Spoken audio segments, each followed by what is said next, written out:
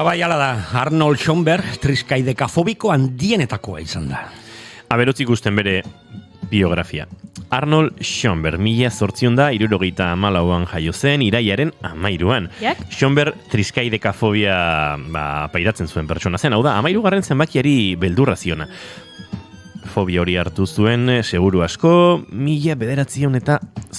Stefan Georgeren poemetan oinarritutako Das Bagarhandegen Garten opera 15 zikloko, 13 abestien kompozizioarekin. Wow, inigo, baina, hizkuntza menderatzea, Bagazat esango izut, bere opera, Moises eta Aaron ezaguna jatorriz Moses und Aaron izena duenak, hasiera batean Moises und Aaron izena behartzuen. Hau da, Aaronen izenean, bi A.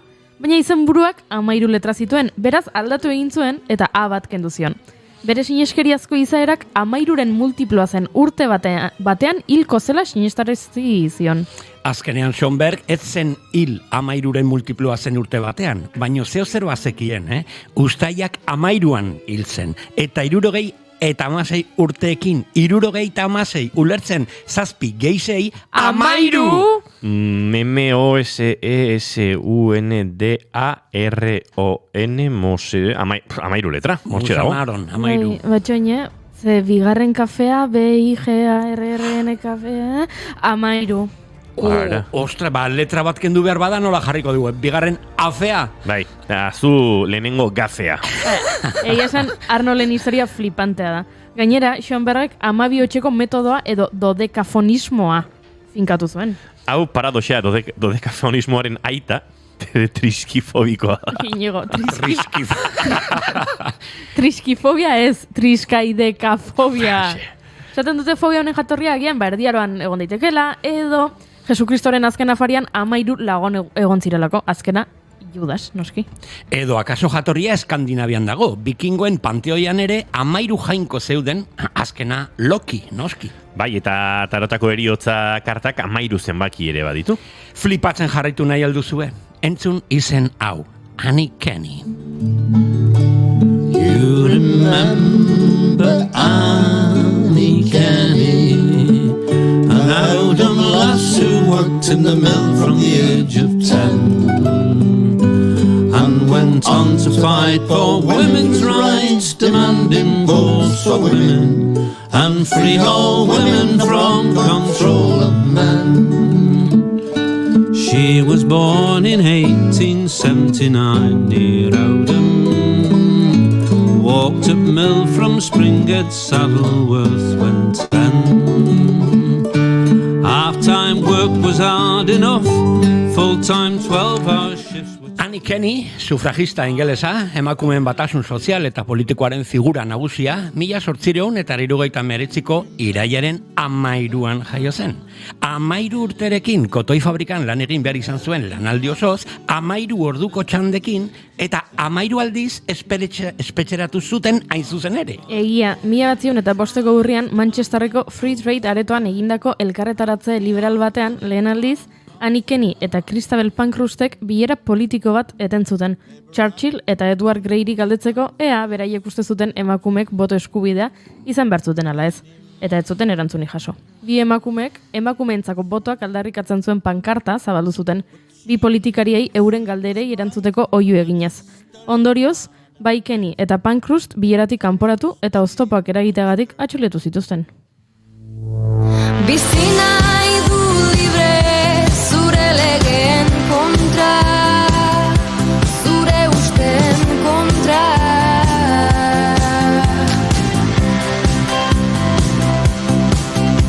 Legedi berriak idatziko dituta zaletan. Eta gutxi izango balitz, ona hemen beste bat 13 letrekin. Jean-Luc Godard. 2022ko irailaren 13an hil zen frantziar-suitzar zinema zuzendari, gidoigile, ekoizle eta kritikari izan zen. Nouvelle Vagueko kide garrantzitsuenetakoa. Ez da izango.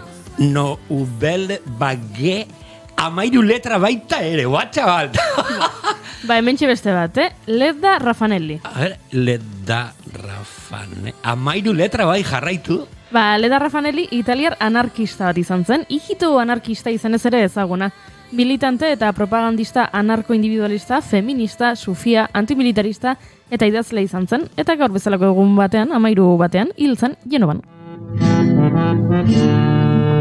Prima di morir sul fango della via, imiteremo Brescia e Ravachol.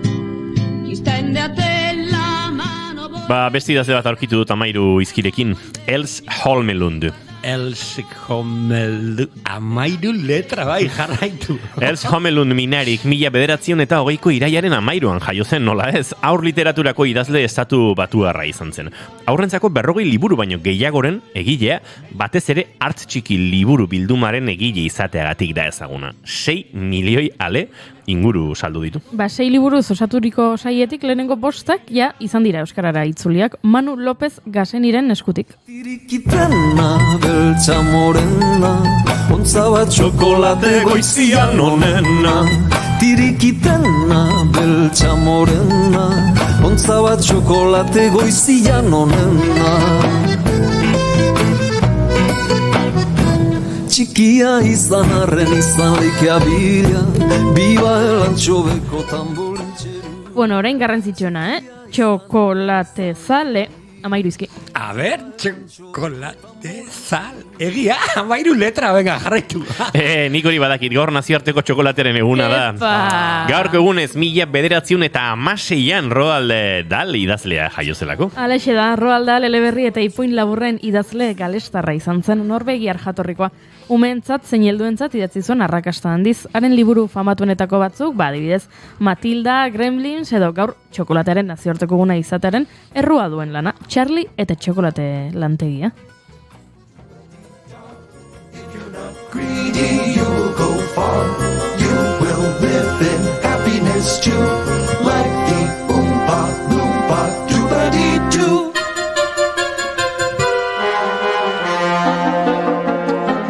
Doobity-Doo. Oompa Loompa Doobity-Doo. I've got another puzzle for you. Oompa Loompa Doobity-Doo. 13 zeruak nahuatleraz Iulicatl Iotlatokiliz, zeruko bideetatik bidaia da. Mexikoko mitologian nahua sinesmenen munduko ikuskera zehazten da espazioari eta denborari buruz. Ta zergatik aipatu dizuetan zeruko bideetatik bidaia hau? Gaur Josu Iztuetaren ezinbesteko bidaia izango dugulako gurean. Maiak izan ziren agian 13 zenbakia sakratutzat hartzen zuten bakarrak, haien egutegiak urteko 13 ilargietan oinarritzen zirelako. Eta zergatik aipatu ditut maiak? Maia beitiarekin hitz egingo dugulako gaur ere filosofia eta hezkuntzari buruz gehiago ikasteko. A ber, eta jakin dezakegu zergatik aipatu ditugun lehen, Minarik edo Dahl? Elsa Holmelund Minarik eta Roald Dahl aipatu baditugu argi dago gorko saioan ipuinei buruz hitz egingo dugula, ez dago Juri? Denboraldi berri honetan ez dira faltako kontalariak ez. Eta gaur 2 txokolatetaza, Itziarrekalde eta Dorletako Hortazar. Ara, konturatu zarete? Ez da posible. Itziarrekalde, 13 letra, eta, bueno, Dorleta.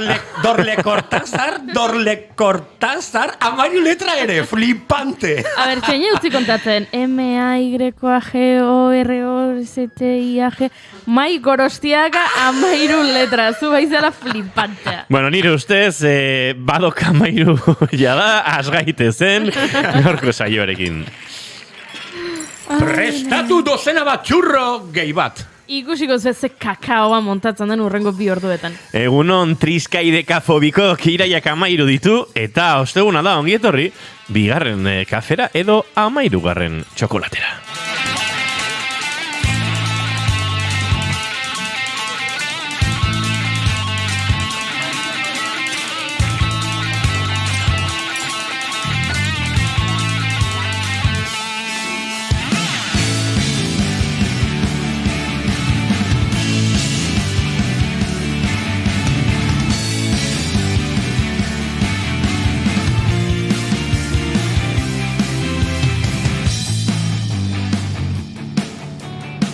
Zuekin, jaun Andreok, norbait baldin bada triskaidekafobikoa edo triskaidekafobiko zalea, hori Mai Gorostiaga Pozo da. Mai Gorostiaga Pozo egunon eta ongietorri aspaldiko. Kaixo, Jarri!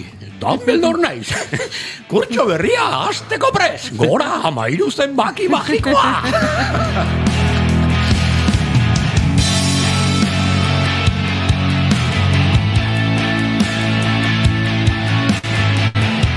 Ez dakit triskaideka fobikoa izateko letra bat sobratzen zaion, edo bat falta zaion, baina Goiurizi Zarandia, egunon, eta ongitorri. Egunon.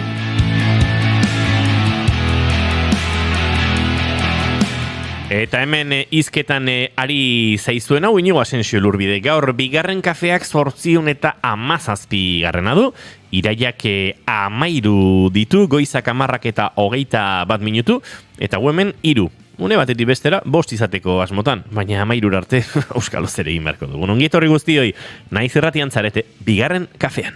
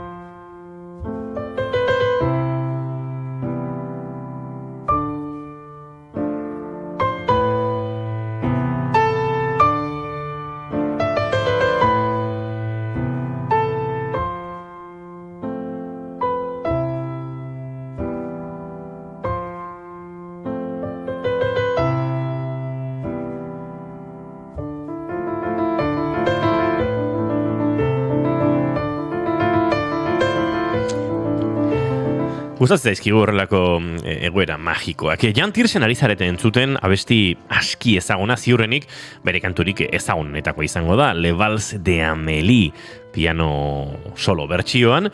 Zergatik, jakin dugulako Jan Tiersen Euskal Herrira datorrela. Valentziaga museoan egongo da jotzen, Getarian, urriaren 27an, boga jaialdiaren baitan, sarrerak laizzer izango dira salgai, eta beraz zale bazarete, asko izango zarete zaleak, adi egon, ze badator esan da bezala, Jan Tiersen Euskal Herrira, bere, ibilbide osoaren, ostean, eta sarrerak dagoeneko goizeko 10etan jarri dituzte salgai. Beraz, egon adi, ze musikari frantziarra badator Euskal Herrira, Valentziaga museoan, urriaren 27an, boga jaialdiaren kontzertu berezi batean.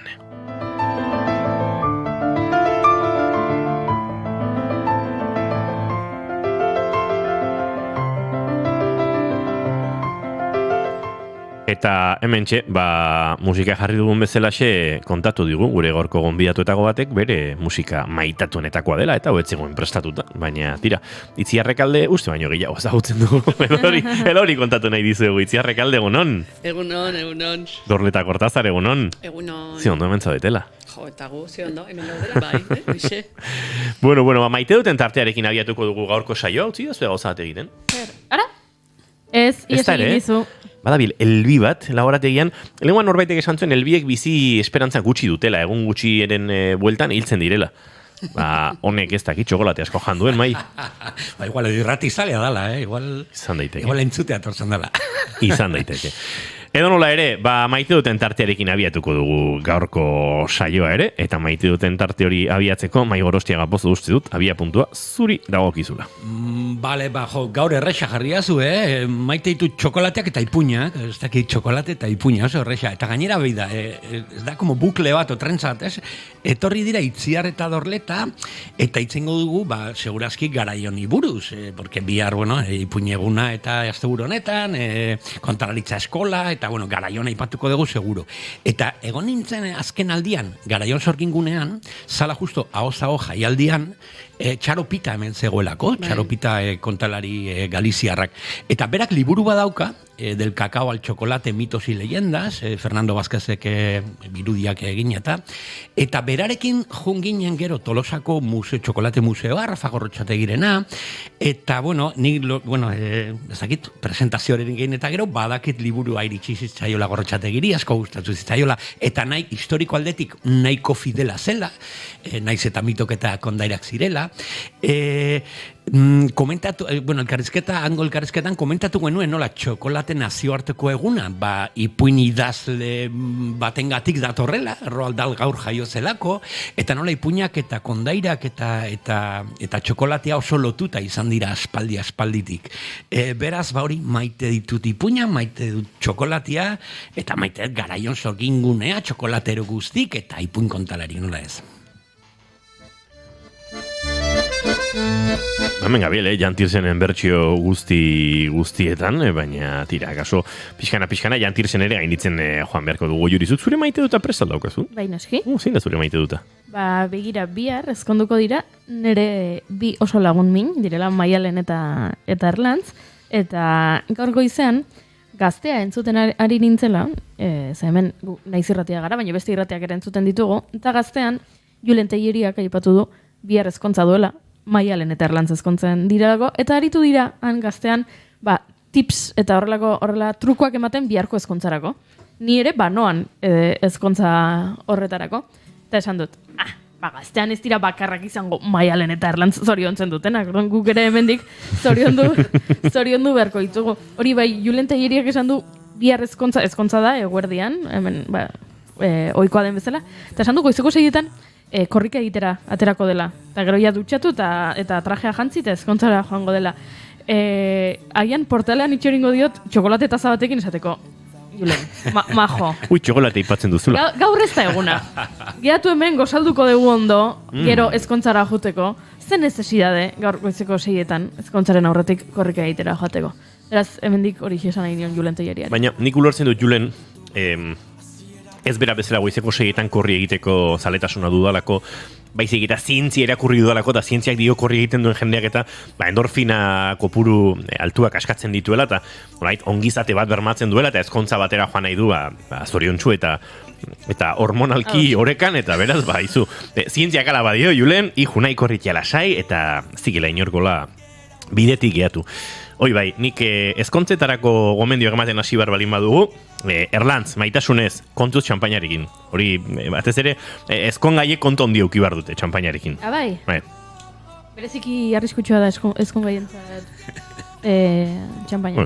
Alkola, hori korre. Bale, baina aldiz, kontrako gomendioa, ezkontzetan zer edan ez dakizuen horitakoak bazarete, eta ez baduzue aukera abstemioa egin, ze hori ere aukera zilegi bada, alkoholik gabeko ezkontza bat egitea. Hasi behar balin baduzue zera parran, ez da, hobi duzue bat aukeratu, edari bat aukeratu, eta horrekin bidea egitea. Eta horretarako txampaina gauza ederra da. Txampainak ondo egingo du bidea bazkaldu aurreko janariekin, ondo egingo du bidea legatzarekin, ondo egingo du bidea solomilloarekin, ondo egingo du bidea barazkiekin, ondo egingo du bidea tartarekin, eta hori pixka jantzaldi azten darean zueko aukeratu nola jarraitu. Baina oso ideia txarra da, iritsi eta koktela, kontuz, ezkontzetako koktelak trampa bat dira. Gero, txuria, euzkia dago, eta hola freskitu, albarino bat oain txartuko du hemen langostino txauekin, eta gero, igual, beltza, hola, solomilloakin beltza, oso tradizionala geare, ardoak eta edariak eta janariekin lotzi horretan, eta gero ja, postrearekin txampaina, eta txampaina bihar monik ezpaleo bezala. Dantzale iristeako, mexie mazo, txakalaldia, eta buruko mina. Hori ez da aukera ona. Nire arazoa da, oraintxe ikusi dudala, bihar zula euririk egingo, baina fresko, giroa oso fresko gongo dela, eta nik nire outfita ez daukat prest freskorako. Ez ere egin behar dut. Ez daukat outfita frest? Jun korrika zaitan, goizeko zeiten korrika. Agian horregatik joan behar du Julenek zeiten korrika egitera. Korputza berotzeko, eta gero hotzari aurre egiteko. Claro. Nire gaurko kezka, guztiz lehen munduko kezka dena, eta bat ere garrantziarik ez duena, hola, epe ertain edo luzean, baina da, biarrotza egingo duela, eta nik soineko tirante duna daukadala. Bueno, baina ez daukazu tirante dunan gainetik gola txaketita bat, edo? Pentsatu beharko dut. Hotza, a ber, egia da temperaturak jetxi ingo direla minimoak, baina temperatura maksimoak nahiko epelak izango dira, 20 gradutik gora gango gara.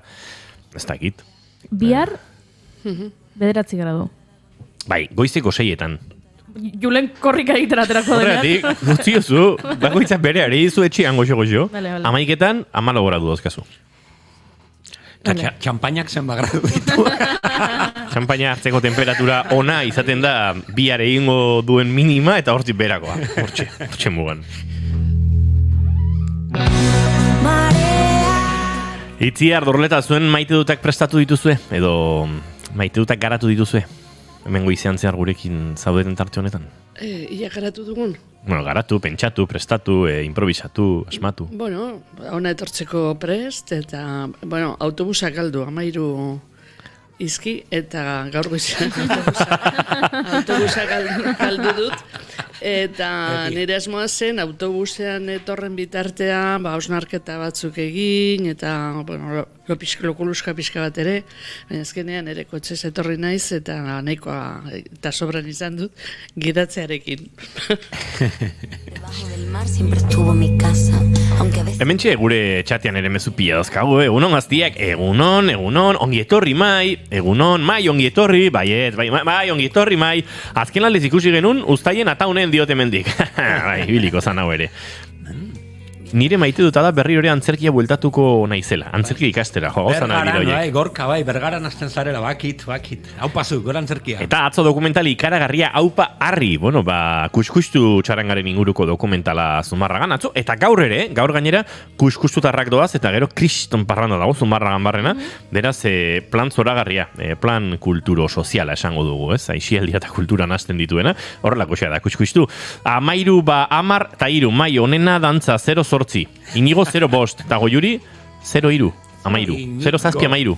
Ez da gitzer ari den gertatzen. Letrekin kontatzen, Inigo 5, ezaki, junda kontatzen letrak, pentsatzet.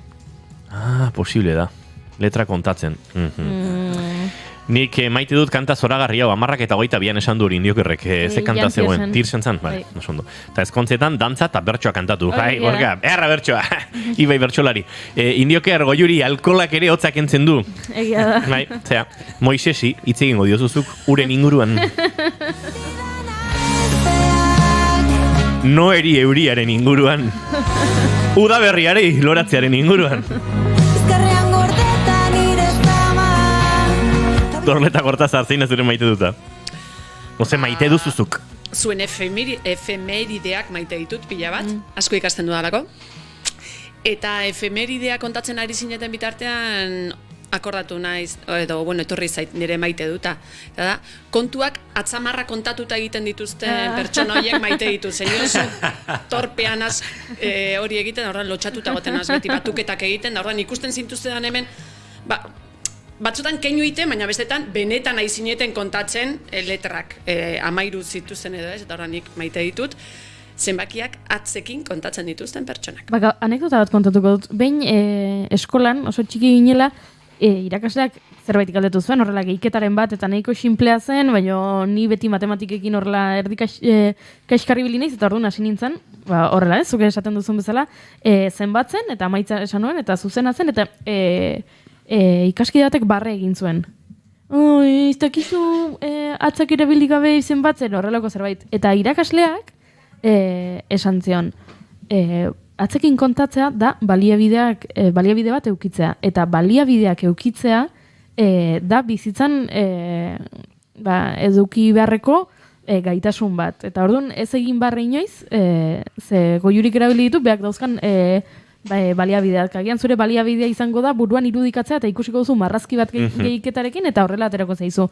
Berak erabili ditu atzak baliabideak izatea oso garrantzitsua da. Orduan ikaskide batek galdetu zuen, zer esan nahi du baliabidea hitzak, eta ja matematikako klase bihurtu zen euskerako klase. Baina beti ez zait inoiz aztuko, ze, claro, ni lotxatu egin nintzen, ni hasieran ohartu ere egin gabe ari nintzen horretan, baina ikaskideak esan zuenean, ez dakizu zenbat ez dakize, orain ja lotxatu, eta irakasleak hori esan zuenean, jo, bida, ze ondo. Maite dut zure irakaslea. Bai. Bai zurea eta ez, bida, oraintxe kontatu dut anekdota bat, banabil, hau entzulek badakite eta goiurik ere bai, doktoren Alaska telesaia ikusten.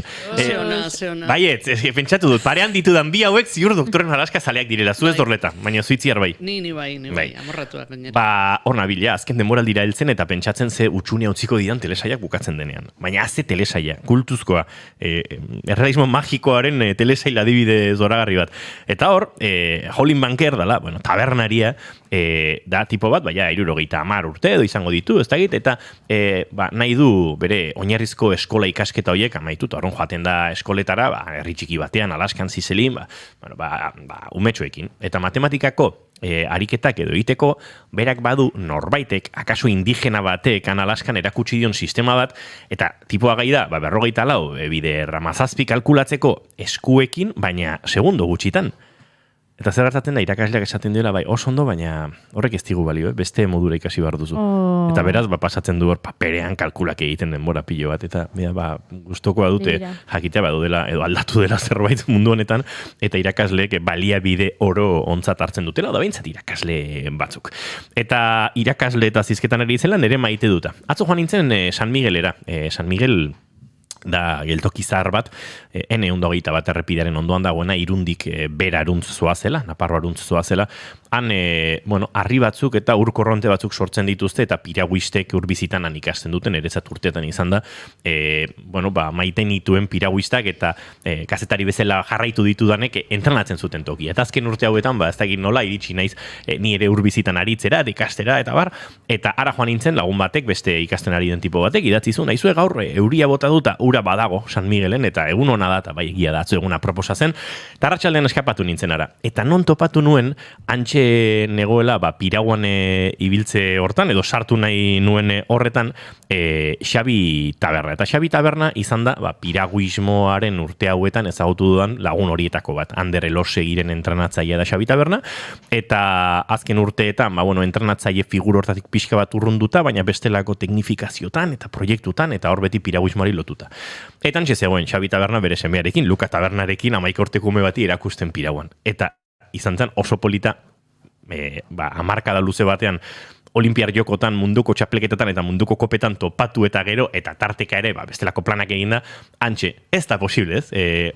Uretara zatoz, zanik, bai? Eta antxe egon nintzen, korronteak hartzen, eta zertxo baitik ikasten, eta hori, lagun eta pirauista profesionalaren munduan ezagututako norbaitekin, beste modu batera, ez? Bere semeari irakusten ari zen moduan, niri ere, hola, abiadura behar duzu hemen, zera korrontea gurutzatzerakoan, eta ez da beste, eta oso goza derra izan zen, eta maite dute horrelako topak eta ausazkoak izatea, eta batean, ze beste estenatoki ezberdinean topo egingo dugun, eta hori maite dut. Eta bide batez, gaur saio hau aurrera egiten jarraitzeko, gaur bertan, Keia taldeak, Ane Arrutiren proiektuak, atera duen Tirakanabil kantua, eta bagoaz behar bezala, gaietan murgiltzera.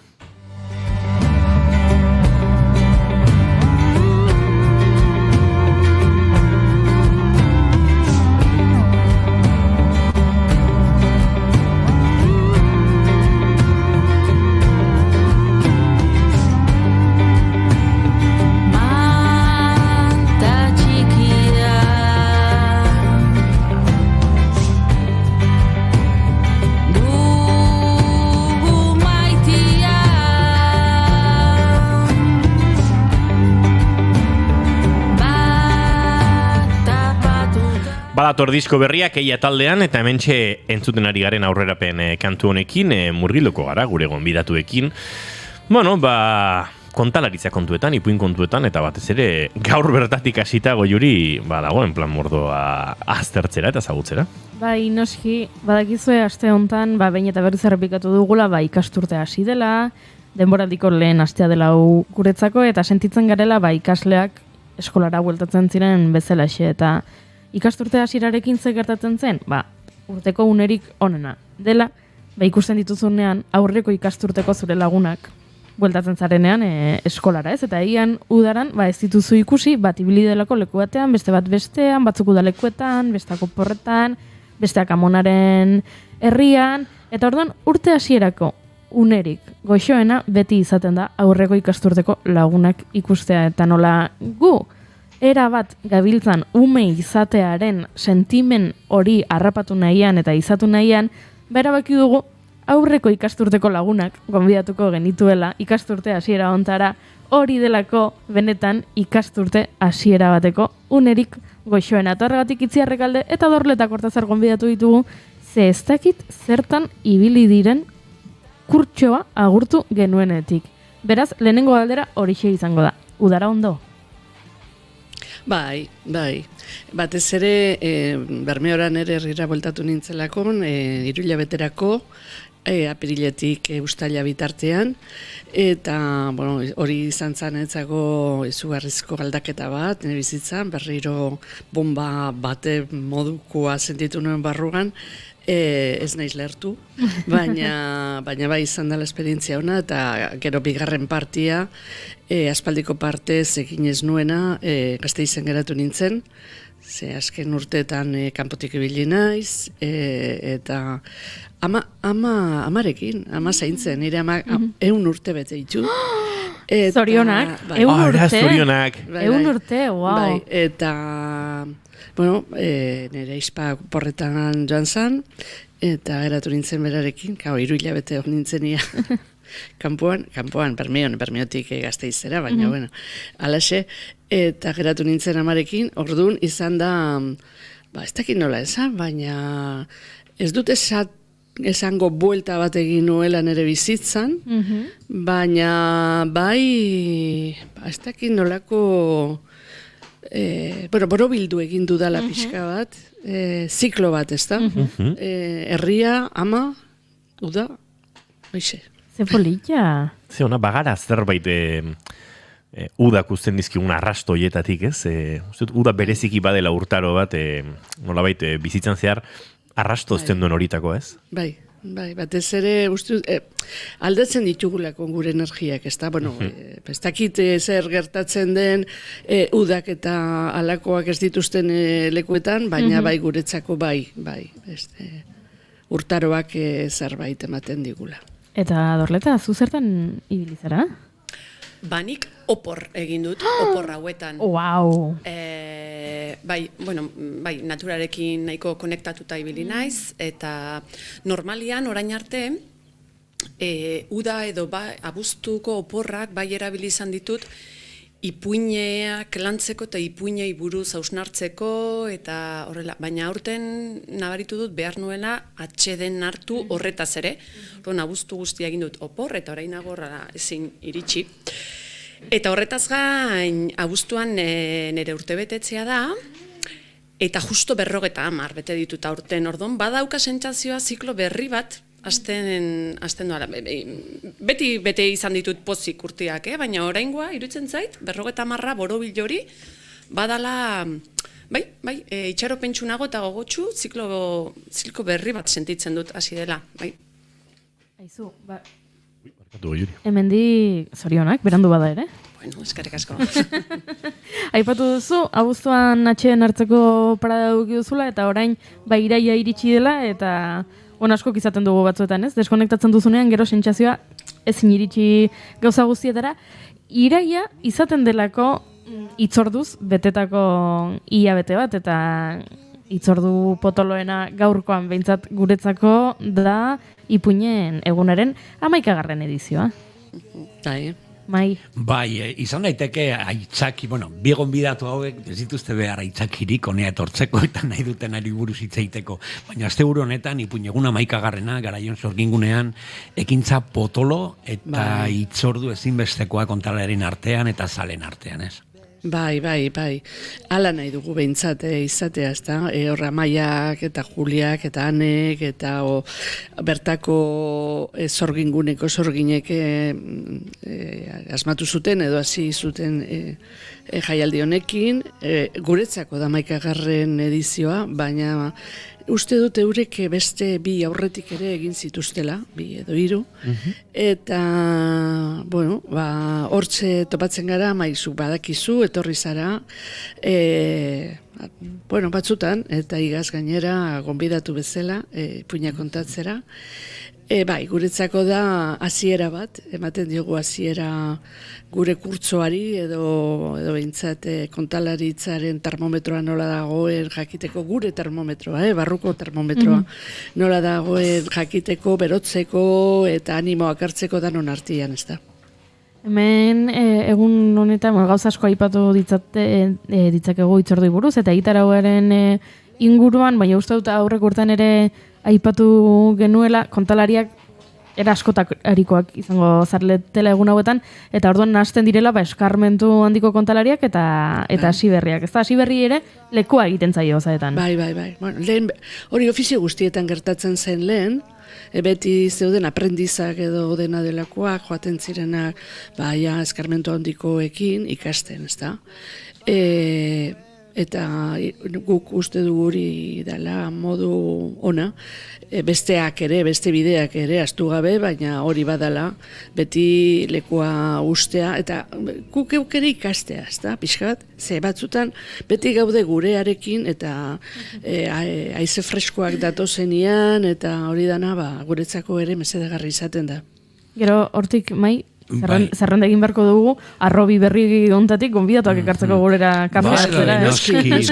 Eta ze garantzi dauka elkarrekin partekatzeko horrelako ekintzak. Osea, ez da kontalari berri bat egunen batean eta eskarmentuko beste egunen batean, baizik eta ekintza berdinan daude. Partekatzuten maila bazkaltzen, partekatzuten beste gauzak, eta arrobi hori zaintzeko modu ezin hobea.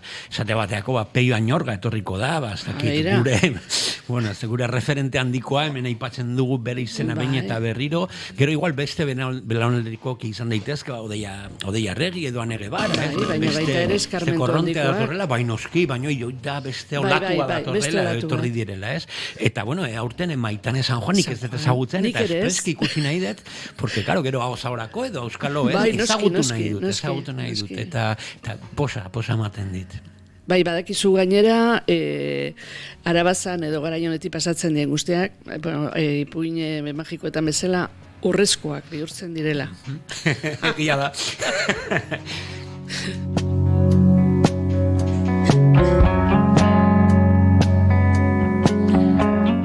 Eta era modu potente batean hasten gara.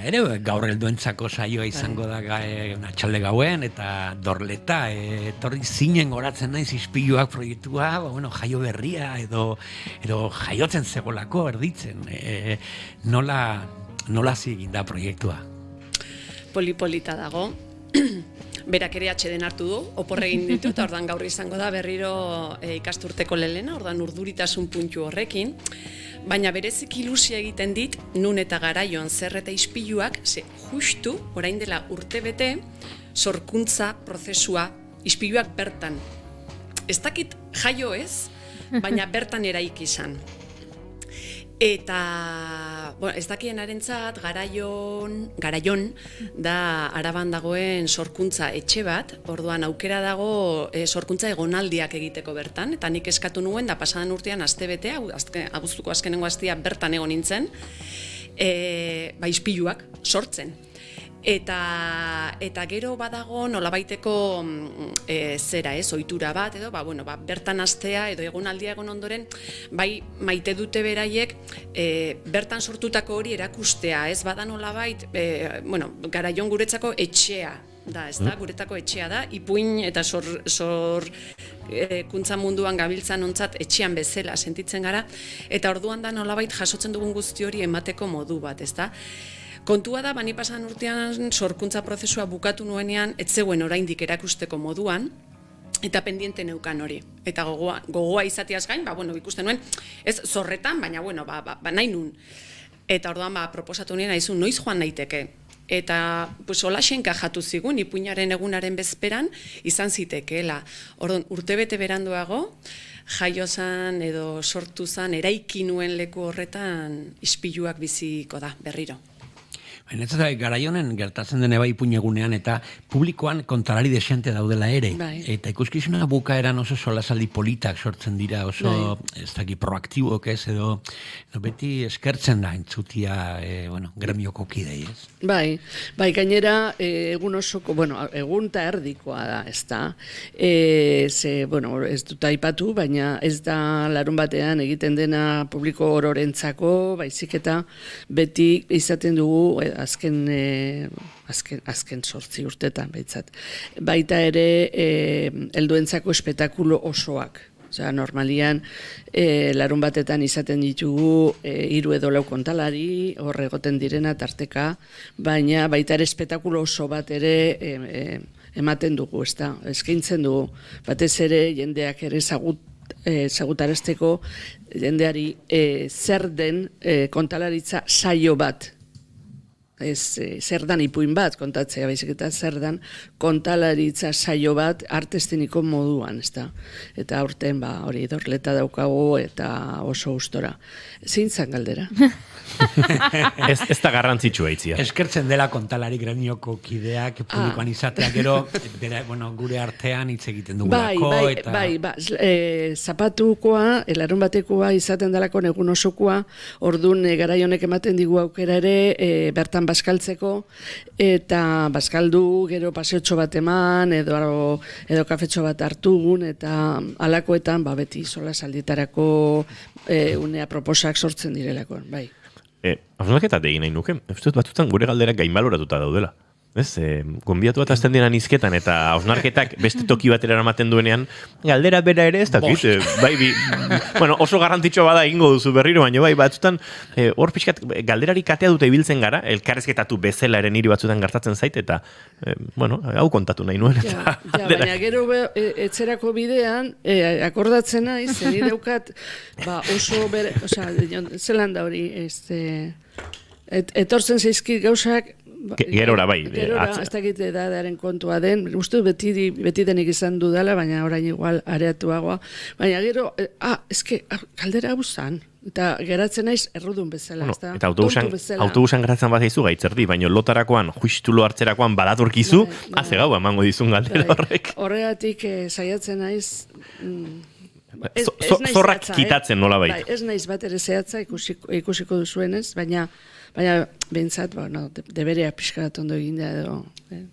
Frantxez ez dago esaldi bat dala, l'espirit de l'eskaliak dala, agian eztabaida batean, gero etxera joaten zarenean, eta oean zaudela esaten duzunean, hau esan behar nuen, honekin eztabaida irabazita nuen edo, hau etorri zai burura, eta esateko, gerora etxean zaudela burura etortze zaizkizunak, eskaierapeko pentsamendua dolako zerbait. Ez da, egia esan zergatik eskairekin zerikusia duen, azertuko dugu, baina eskaierapeko pentsamendua da, hori, gero etxean bururatzen zaizunean, hau esan behar nion. Ez dakit jarraitu pixkat horrekin. Bai, agian hori liburu baterako emango luke, ez da? Alakoetan, etortzen zaizkigunean eskilarapekoak esaten dituzuen hausnarketak, apuntatu eta agian, ostras, esan duguna, baina askoz ere onagoa direnez, edo hola pentsatzen dugun, agian, gero filosofia liburu bat idazteko edo emango luke.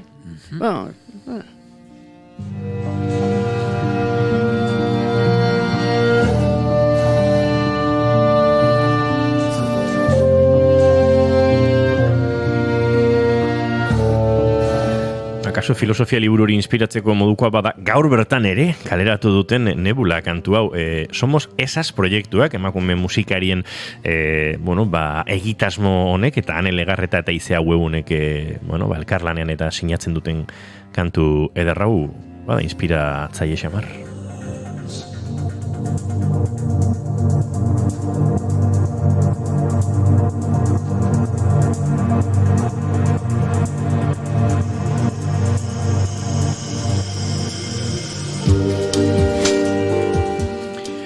Eta beste albiste, aipatzekoa, kontalaritza eskola gorpuztu dela. Horatzen naiz pasaden denboraldian, egon zinela kontatzen lehenengo pausok, nola zirela klase horiek eta aurten ja izugarrizko ziklo antolatuta, gorpuzten ari dela proiektua, baina hasiko gara beste puntatik, dorletazu egondekoa zara, kanpotik nola ikusten da kontalaritza eskola hau? Opari bat bezala eta izugarrizko luxua bezala. Bizitza eta lanbide honetan aprendizak garen ontzat eskura daukagun baliabide ezinbesteko bat. Eta niretzako langintza guztietan, baina gurean ere oso importantea da formakuntza. Eta beti bilina izan eta hemen, eta nahiko kanpora joan behar zan lekura joaten, ez da? Torren etxe ondoan eukitzea. Eta horixe badakit gorroto duela maistra deitzea. Horregatik esango dut, bera maistra ez, baina ni aprendiza sentitzen naizela. Berdin da, zein puntutan, ere langintza edo nere ibilbide profesionalen zein puntutan nago, baina beti izango naiz aprendiza itziarren ondoan, eta ordan opari bat. Hombre, nik eskartzen dizut abustuan oporrak hartu izatea, orain eskolarako preste Zemuzua egokitzapena? Superprest, hortxe nago, estutxe berria beteta eta zain, lehenengo egunak noiz iritsiko. Motxila eta mantala, dena. Eta lehenengo egunak iristen ari dira, edo iritsi dira. Bai. Bueno, esan, aspaldiko ametsa zelan etzako proiektua, honik beti bertsolaritza izaten dut buruan, ez da eredu beste eredu batzuk ere baditut, baina hemen gertukoa, bertsolaritza eskolaarena, nola eskola txikiak, herrietatik eta hori nola ibiltzen diren, baina, aurretik oinarrizko eskola bat sortu egin behartzala. Nik ikusten dut nire lanbide profesionala edo zirkuitotatik azken momentuan nagoela, azkenetakoan, muga ikusten dut gertu, eta ikusten nuen jentea etortzen zen, jente berriak zerotik hasten zala gu hasi ginen bezala. Eta orduan, ez da izugarrizko pena ematen zian, horrek esan ez, behintzet orain badaude kontalari maizuak daudenak, eta referentea direnak, eta nola bildu eta nola jaso ezagutza guzti hori, ez da eskarmentu guzti hori. Eta beti izan dut, ametzetan, eskola bat. Eta, igaz egin gendun frogatxo bat, eta ondo atera zan, eta gero, eta esan behar dut, izena eta guztiz, bital kutsak,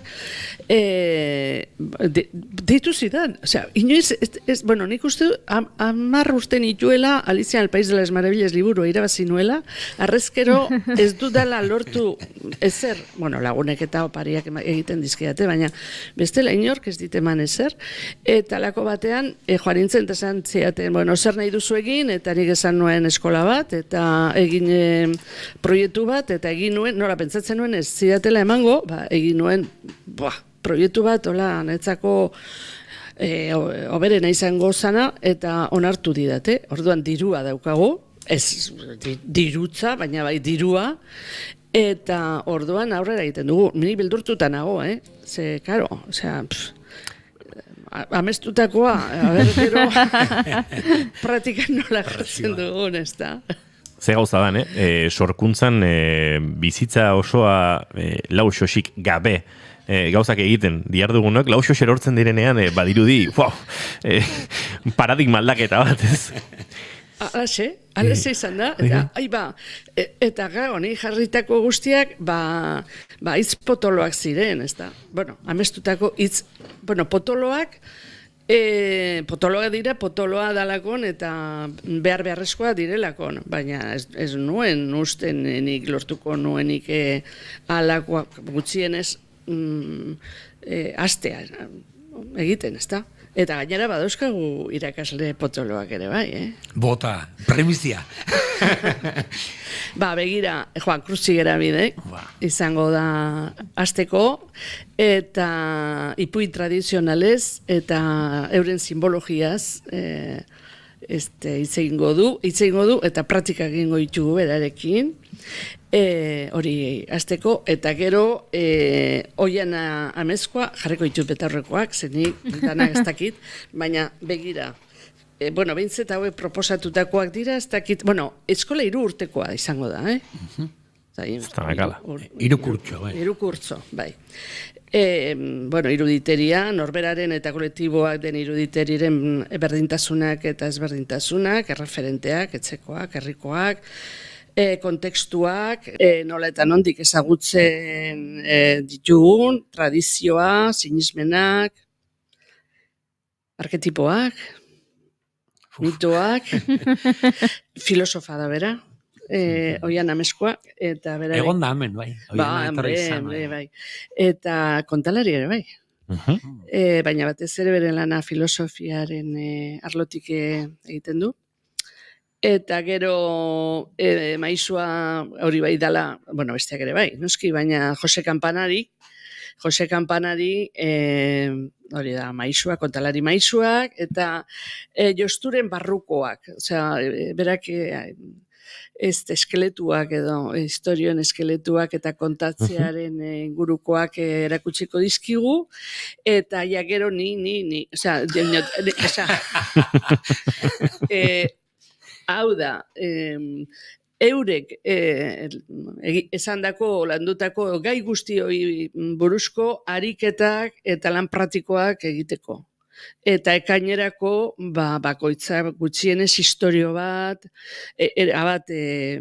eratuta eta bukatuta eramateko etxera. Segituan jarraituko dugu Itziar eta Dorletarekin, azken minutetan murgilduko gara, baina eguerdiko 11 pasatxo ditugu eta azken ordukoaren bila salto egingo dugu estudio zentraletara, bertan dugulako zai, azken orduarekin, Itxaso Leon lankidea. Itxaso, egunon? Egunon, bai. Marketako honetan, esango dugu hainbat elkarretaratze deitu dituztela ostiral honetarako, gora ekarriko dugu Janeli Gonzalesen hilketa matxista salatzeko.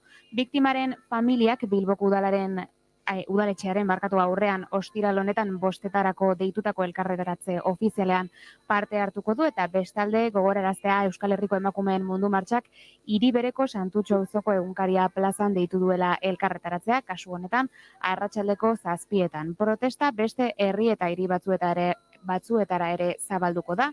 Hauek dira hitzordu zehatzak: Donostian Egiako plazaundin 6:00, Gasteizen Andre Maria Zuriaren plazan 6:30, Urruñan 7:00 herriko etxearen aurrean, eta Iruñan 8:00 udaletxeko plazan.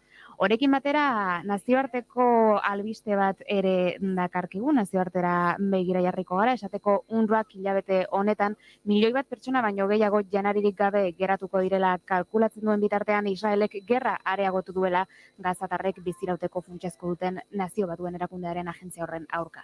Agentziako beste 6 langile hil ondoren, Hamasi laguntzea leporatu zion berriro Israelek. Asteazkenean Israelek Al-Jauni eskola bombardatu zuen, Nuseirateko errefuxiatu esparruan, eta 18 pertsona hil zituen, Nazio Batuen Erakundearen ekialde hurbileko errefuxiatu palestinarrentzako agentziako langileen sarraski handiena izan zen. Hori, hain zuzen 6 langile hil ziren erasoan, hoien artean UNRWAko aterpeko zuzendaria, lekualdatutako pertsonei laguntza ematen zien taldeko beste kide batzuekin batera, eta agentziak gogorarazi du lekualdatutako 12.000 pertsonaren etxea den eskola hori 5 aldiz eraso diotela dagoeneko, eta 40 pertsona inguru hil direla. Azken erasoan uztailaren 6-an gainera 16 palestinar hil eta beste 50 barkatu zauritu zituzten. Gazan inor ez dagoela salbu gaineratu zuten. Eta Filip Lazarin UNRWAko ordezkari nagusiak adierazi duenez, Israelek dagoeneko 220 kide hil ditu zerrendan. The worst, Stephen, is to know that maybe tomorrow we will even have more staff being killed. And the question is, when will this end? Egunez, eguneko amaierarik eta zentzurik gabeko sarraskiak direla dio, eta gerra hasi zenetik langile humanitarioi, instalazioei eta operazioi entzungor egin zaiela, nabarmen eta etengabe. Informazio praktikoan, egoera zorionez nahiko egonkortu zaigu Euskal Errepide sarean azken minutuetan, beraz goazen eguraldiarena ere entzutera Ikri Barluzearekin. Ostiral honetan pixkanaka bada ere eguraldiak egonkortzera egingo du. Goizean oraindik Kantauri isurialdean hodei asko izango da, eta oraindik euri zaparrada batzuk izango ditugu. Tarteka bizi xamar botako duelarik, bereziki mendi inguruetan. Hego isurialdean aldiz, erabat ateri egongo da, eta ostarte batzuk zabalduko dira goizean zehar. Eta goizean zehar Kantauri isurialdean ere euria geroz eta tartekatuago egingo du. eta ekialdetik mendebaldera pixkanaka atertzen hasiko zaigu. Arratsaldean denean aterik geratuko da, eta ekialdetik mendebaldera azkar batean ostarteak egikitzen hasiko dira, non gau partean zerua hodei gutxirekin geratuko zaigu. Haizeak iparraldetik joko duko izan, arratsaldean ipar-ekialdetik finkatuko delarik, temperatura minimoek bera egingo dute, 7 eta 14 gradu bitartean errendituko direlarik, maximoek aldiz, zertxoet bada ere gora egingo dute, Kantauri Isurian 15 eta 18 gradu bitartean errendituko dira, eta Hego Isurian 13 eta 20 gradu bitartean, temperaturarik freskoenak Araba eta Nafarroa erdialdean eta Altu Xamar dauden lekuetan emango direlarik, eta altuenak aldiz, herribera. Hoiek 11etakoak, bigarren kafe hartzen jarraituko dugu eta 12etan informazio gehiago. Eskerrik asko Itxaso Leon, esandakoa, guardiko 12etan informazio gehiago hemen naiz irratian, baina guk jarraitu behar dugu, azken minututxo hauetan, itziar eta dorleta nolabait aletzen eta gurtzen. Bai, bueno, eskola potente hori aipate dugu kontralaritza eskola Arabazan taldeak itziarrek alde. Uste dut ez dakit esan degula, zer egin behar da puntatzeko, a ber. Idatzi, Arabazan, erreza da, Arabazan, dena jarraian, abildua gmail.com. Horra deitu eta txalotu egingo dugu. Apuntatzen dena. Eta, Arabazan, abildua gmail.com. Hoxe, ipuinzale guztik, bakizuen undokazue eskola bat, formatzeko ikasteko pilo bat, maistra honekin, garaion esan behar dugu, eta barrundian dagoela, bai dorleta? Nik gauza bat esan nahi dut. Badidu oso serio jarri garela, oso seria jarri garela, 3 urteko formakuntza izango dala, ez dakiz maixu etorriko gela, mesedez, superongietorriak eta supergonbidatuta, ipuingintzaren mundua ezagutu nahi dutenak, bizkat urruti bizi, baina kuriosidadea daukatenak, mesedez, egiten dugu talde bat oso polita, maila guztietako jendea dago, inoiz kontatu ez duena, kuriosidadez gerturatzen dana, denbora gehiago badara. Zinemagileak, bebai, esan ditu, musikariak. Eskola serioa izango da. Profil ezberdinetako ikasle. Hori da, eskola serioa izango da, noski, eta lana serioa da, baina oso denontzat eskura dagon zerbait izango da, eta benetan ez da dira inor beldurtu, eta hoxe, eta lehenengo saiora etortzen super gonbidatuta, zepadakigu lehenera etortzen badira jarraituko dutela, hoxe. Eta guztia garaion sorgingunean, eta barrundian, eta bueno, azteko prez gaur bertan azten dela ispiluak. Zertaz, hijo, venga, ze gertatu doak gaur. Gertatuko da, arratsaldeko 7:30 aurrera gertatu behar dena, ez dakit, badakigu beti esaten dugu kontalariok, ez da? Ipuin saio bat prestatuta eramaten dugula, baina gero benetan ipuiek bizi hartzen dutela momentu horretan. Eta hori, pixka lehenago jende etortzen bada, pues egongo gara gu ere, harrera egiten, pastatxo batzuk eta kafetxoa garaionen beti badago. Bai. Eta bestela guri rifarrak kafetxoa eta abitu txokolatea marko dugu gaur. Begira, badukagu denbora hemendik eta 7:30 arte. Eta gauza esango dizuet, txokolatearen hirigunetako batean zaudete. Beraz, aprobetxatu. Eta horixe, ispiluak da, helduei zuzendutako ipuin ikuskizun bat, 4 ipuilez osatutakoa, batez ere tradiziotik tiratzen duen saio bada, ikuskizun oso bat, esan bezala hasi eta buka egiten duena, eta horixe, pixkat nire lanari nahiko pegatuta dagoen ikuskizun bada, ez da, emakume protagonistak, ispiluei begiratu eta ispiluaren beste aldera gurutzatzen, ausartzen diren emakumeak, transgresoreak, eta transgresio hori garesti ordaintzen duten emakumeak. Denetik egongo da, badago umorea, badago sakontasuna, eta badago gaur atxaldeko 7:30 aurrera elkarrekin bidaiatzeko gonbit bat. Ze ona, gu ere bidaiatzera goaz, baina gaur arratsaldean bidaiatzeko gogoa ere piztu zaigu, beraz, zuek ere bidaia baduzu, garaionera, baina eskertzen dizuegu, gaur Tolosara gure laborategira egindako enegarren bidaia, izango dira beste ene 1000, eta beti bezala plazerra zuekin bigarren kafea hartzea, gozatu txokolatea, eta gozatu asteburuaz, magiaz beteriko asteburua datorkizu, eta egia esan enbidia pixkatekin urrunetik bintzat jarraituko du egiten ari zaretena. Eskerrik asko bikote. Izango zela munduaren amaiera konkistatzen ahalegindu ginen. Bakar batek lortu bazuen ere denokan izan ginen.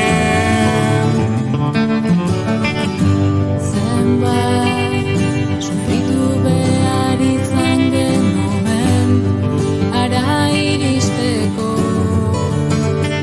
soilik batek ikurriña eskuetan zerura jasotzeko munduaren amaiera konkistatzen ahalegindu ginen. Bakar batek lortu bazuen ere denokan izan ginen. Egunak igaroaz batzuk bidean gelditu ginen. Eta azkenera iritsi zirenak soilik lau izan ziren. Ba, esan dugu bidaiatzen jarraitu behar genuela, eta bidaiatzen jarraitzeko noski Josu iztu eta dagoeneko denboraldia gurekin abiatzeko preste daukagu. Josu, egun non, ze bonjour ez ditut esango, naiz eta zuk uste duzun nik frantzesa ikasi doa, laudara hontan, ez dut bater ikasi. Ni pentsatzen nuen elkarrizketa frantzez egin goenula. Egon nahi hortan. Gaina nola ibili naizen hor Pirineotan, odun frantzez desente behitzen dut, eta Parisen olako ikastaro... Ikasiko guan ni baino frantzez gehiago Pirineotan akaso. Ikastaro area bialita ikasia betorri. Bai, oraintxe, mikrotik kanpoari nintzen kontatzen, nola Frantzian ere lanean Parisen, frantzesare hainbeste ez den entzun, eta komunikazio arloan eta prentsaretuetan gauza gehienak ingelesez gertatzen ziren, eta behin, kazetari frantses batek nola kargu hartu zien komunikazio, prentsareto hartako, gune hartako komunikazioko langile edo arduradunei, oharrak kazetari ontzat ingelesez soilik esaten ari zirelako, eta Frantzian goindula, eta frantzesez egin bertzutela. Eta, ez tegizu kontraesana sortu zidan barruan, ez? Hizkuntza zapaltzaile bat, gure hizkuntza eskubideak sistematikoki zapaldu dituen Frantziar estatuaren hizkuntzak frantsesak, bere burua zapalduta sentitzen du Olinpiar Joko hauetan, eta bere hizkuntza eskubideak aldarrikatu behar ditu, ze paradoxak eta ze bueltak ematen dituen bizitzak, Bai, beste lekuan jartze hori izaten da askotan, bai. Bai. Tira, Josu, bidaiatuko dugu, aipatu dut lehen zurekin ere mikrotik kanpo, akaso egin duzun bidaia hau aletu egin beharko dugula, ostiral bakarrean ezin kontatuko dugula dena, baina, GR amaikatik barrena transpirenaika osatzen aritu zara, nondik nora, konta iguzu eta hasiko gara gu apunteak hartzen eta bidaiak pentsatzen. Bai, batzutan egun bateko kontuak, gero 10 eguneako aukera ematen dut, eta oraingoan 54 egun pasaituan ez, pare bat egun hartuko ditugu gaurkoa eta gutxienez, hori da. Gaurkoa eta beste bat. Nola sekuentzia nola egiten dugu, baina uste gauza batzuk kontatzeko direla eta beste batzuk jendeari, jende anima dadin, esatekoak guain justu uda pasada, baina beste noizbetiako plana ere igual sortuko dugu hemendik. Tira, konte guzu, zerbait aurreratu zen igun, uste dut demoraldia maieran, plana bazenuela, eta nondik nora aritu zaren, transpirena ika entzuterakoan Pirineo datozkigu burura, eta nolabait sasoia edo fisikoki ere, prestatu xamar egon behar dela, alegian maldak ere topatuko dituela ibiltariak, eta zaldo horrela. Bai, azkeneko saioa uste egin genuela bizikletazko ibiladiari buruz, joan nintzen hegoaldetik, Pirineo hegoaldetik, errepide txikietatik, eta bueltatu nintzen Frantziako Pirineo aldetik. Eta banuen gero, eta uste duan kontatu nuela, oinez egiteko asmoa, oinez egileiteke itxaso batetik bestera, Mediterraneotik Atlantikora, edo Atlantikotik Mediterraneora. Hain daiteke joaneko bidea edo etorreko bidea. bietan itxas lur muturretan hasten da, osea, Iger kasu hontan gurean, eta Cap de Creus Mediterraneoan, bai, bitan itxasargia daude eta bitan itxaso gazia. Bueno, hori egiteko asmoa neukan, ez dakit esplikatu beharra dagoen zergatik, baina, bueno, Tolosarrak Euskal Herrian izanik, Euskal Herriko zati batek ere Pirinioa ikutzen du. Orduan, bueno, hemengo mendizaletasun joera ere kontutan hartu beharrekoa da, guretzat Naparroko mendiak daude, pixka gero Belau aldea sartzen bagea lehenbiziko Otsagi aldean, edo Xuberotik, lehenbiziko 2000koa hori, gero ja 2300ko, 200ko, Kaunamendi, eta gero ja Huesca aldea pasako gineke, baina Huescako Pirinioa ere oso ezaguna da Euskaldunentzat, ez? Batzuk deitzen diote, 8. provintzia, eta hoen dela gutxi Huescadi ere izen aipatu genuen, asko daukate bigarren etxea bertan. Desan nahi, Pirinioa, Euskaldunen artean, konversazio batean, Pirinioa esatea gauza oso arrunta dela. Eta nahiko etxean kokatzen dugula, naiz eta Euskal Herriaren mugetatik kanpo Pirinioetara joan oso guretzat dugu bai. Eta berdin bizikleta munduan, ez? Udan tur garaian, eta holatala ez Pirinioeta guazta. Pirinioa tur maleto, bizkeza izan. Ez dago hemen asko esplikatu zer den Pirinioa. Pirinioa bai dela, mendikate zoragarri bat, alde batetik bestea zuzenean 220 kilometrokiko lituzke, Asier Hilario kondo esplikatu luke nola sortu ziren, plaka Iberiaren nola egin zuen, Euroasiaren kontratalka eta nola Pirinioak altxatziren, zimurtzen joan ziren, eta guendikan zimurtzen ari dira, eta horrekin batea altxatzen. Eta, bueno, gauza asko batik da aktualidadea, batzutan muga direlako, beste batzutan glaziaga desagertzen ari direlako, bestetan turra pasadelako, bestetan istripu bat izan delako, osea, guztet Euskaldunen konversazioetan Pirinio hitza asko azaltzen da. Erromatar imperio baino gehiago. Bai, edo, daude beste mendikate batzu, Gredos, Europako mendiak, ezpiko Europa, edo, baina... Mendi unibertsalak, edo, oso ederrak direnak. Baina gurean, nik uste, gero, gertutasunagatik noski ezagutzen dugu gehiago, ezagutu beharko genuke gehiago gertukoa, eta gero Huescakoa, eta gutxixo igual Lleidakoa, eta gutxixo Andorrakoa, urruti egoteak, maiztasuna segurasko mendielkate batetik, errezagoa da eskursioa Kanfranea egitea, paseo asko Lleidako Nuriara egitea baino, ez? Lleida Girona. Beraz, abiatu zenuen, ez dakit oraindik garbi, Igerretik Cap de Creusera, alderantziz egin duzun. Igerretik Cap de Creusera. Bueno, eta hori, amets hori aspalditik neukan, Tolosan biru mendielkarte badaude, Gualpin Uzturren ibiltze ginean, Mutikosko horretan, gu baino helduagoak, zeuden, mapa, giak, eta nik batzen Pirinioetako mapa osotara irikitze zanean mai baten, begian nola jute zitzaizkigun, ezkerreko urdinetik eskuineko urdinera. Eta tartean zegoen guztia, zan guretzat, ordun, distantzian, gaur egun, ez dakit, Alpeak Himalaia balira bezala. Ez 16 urteko kontuta zari naiz. Geroztikan, hemen askotan kontatu izan dugun bezala, bizimodua kanpoan eraman dut, ia 40 urte baino gehiago, uda gehienetan, ia denetan kanpoan egon naiz, eta hau ikusten nun, holako zuzare egiteko aukera. 6 aste behar dira, gutxi gora bera, eta hola segin nuen. Esan hona, tengo udan, abituko naiz oinez, etxe ondotik, eta jungo naiz, pixkanaka, urrutira, itxosa topatzen duan. Igerretik ez, etxetik abiatu zinen. Bueno, jo nintzen autobusez Hondarribia. Ez eraman inuten Hondarribia, eta gero jandikan abitu nintzen, eta gero bulkatutakoan autobusez etorri naiz.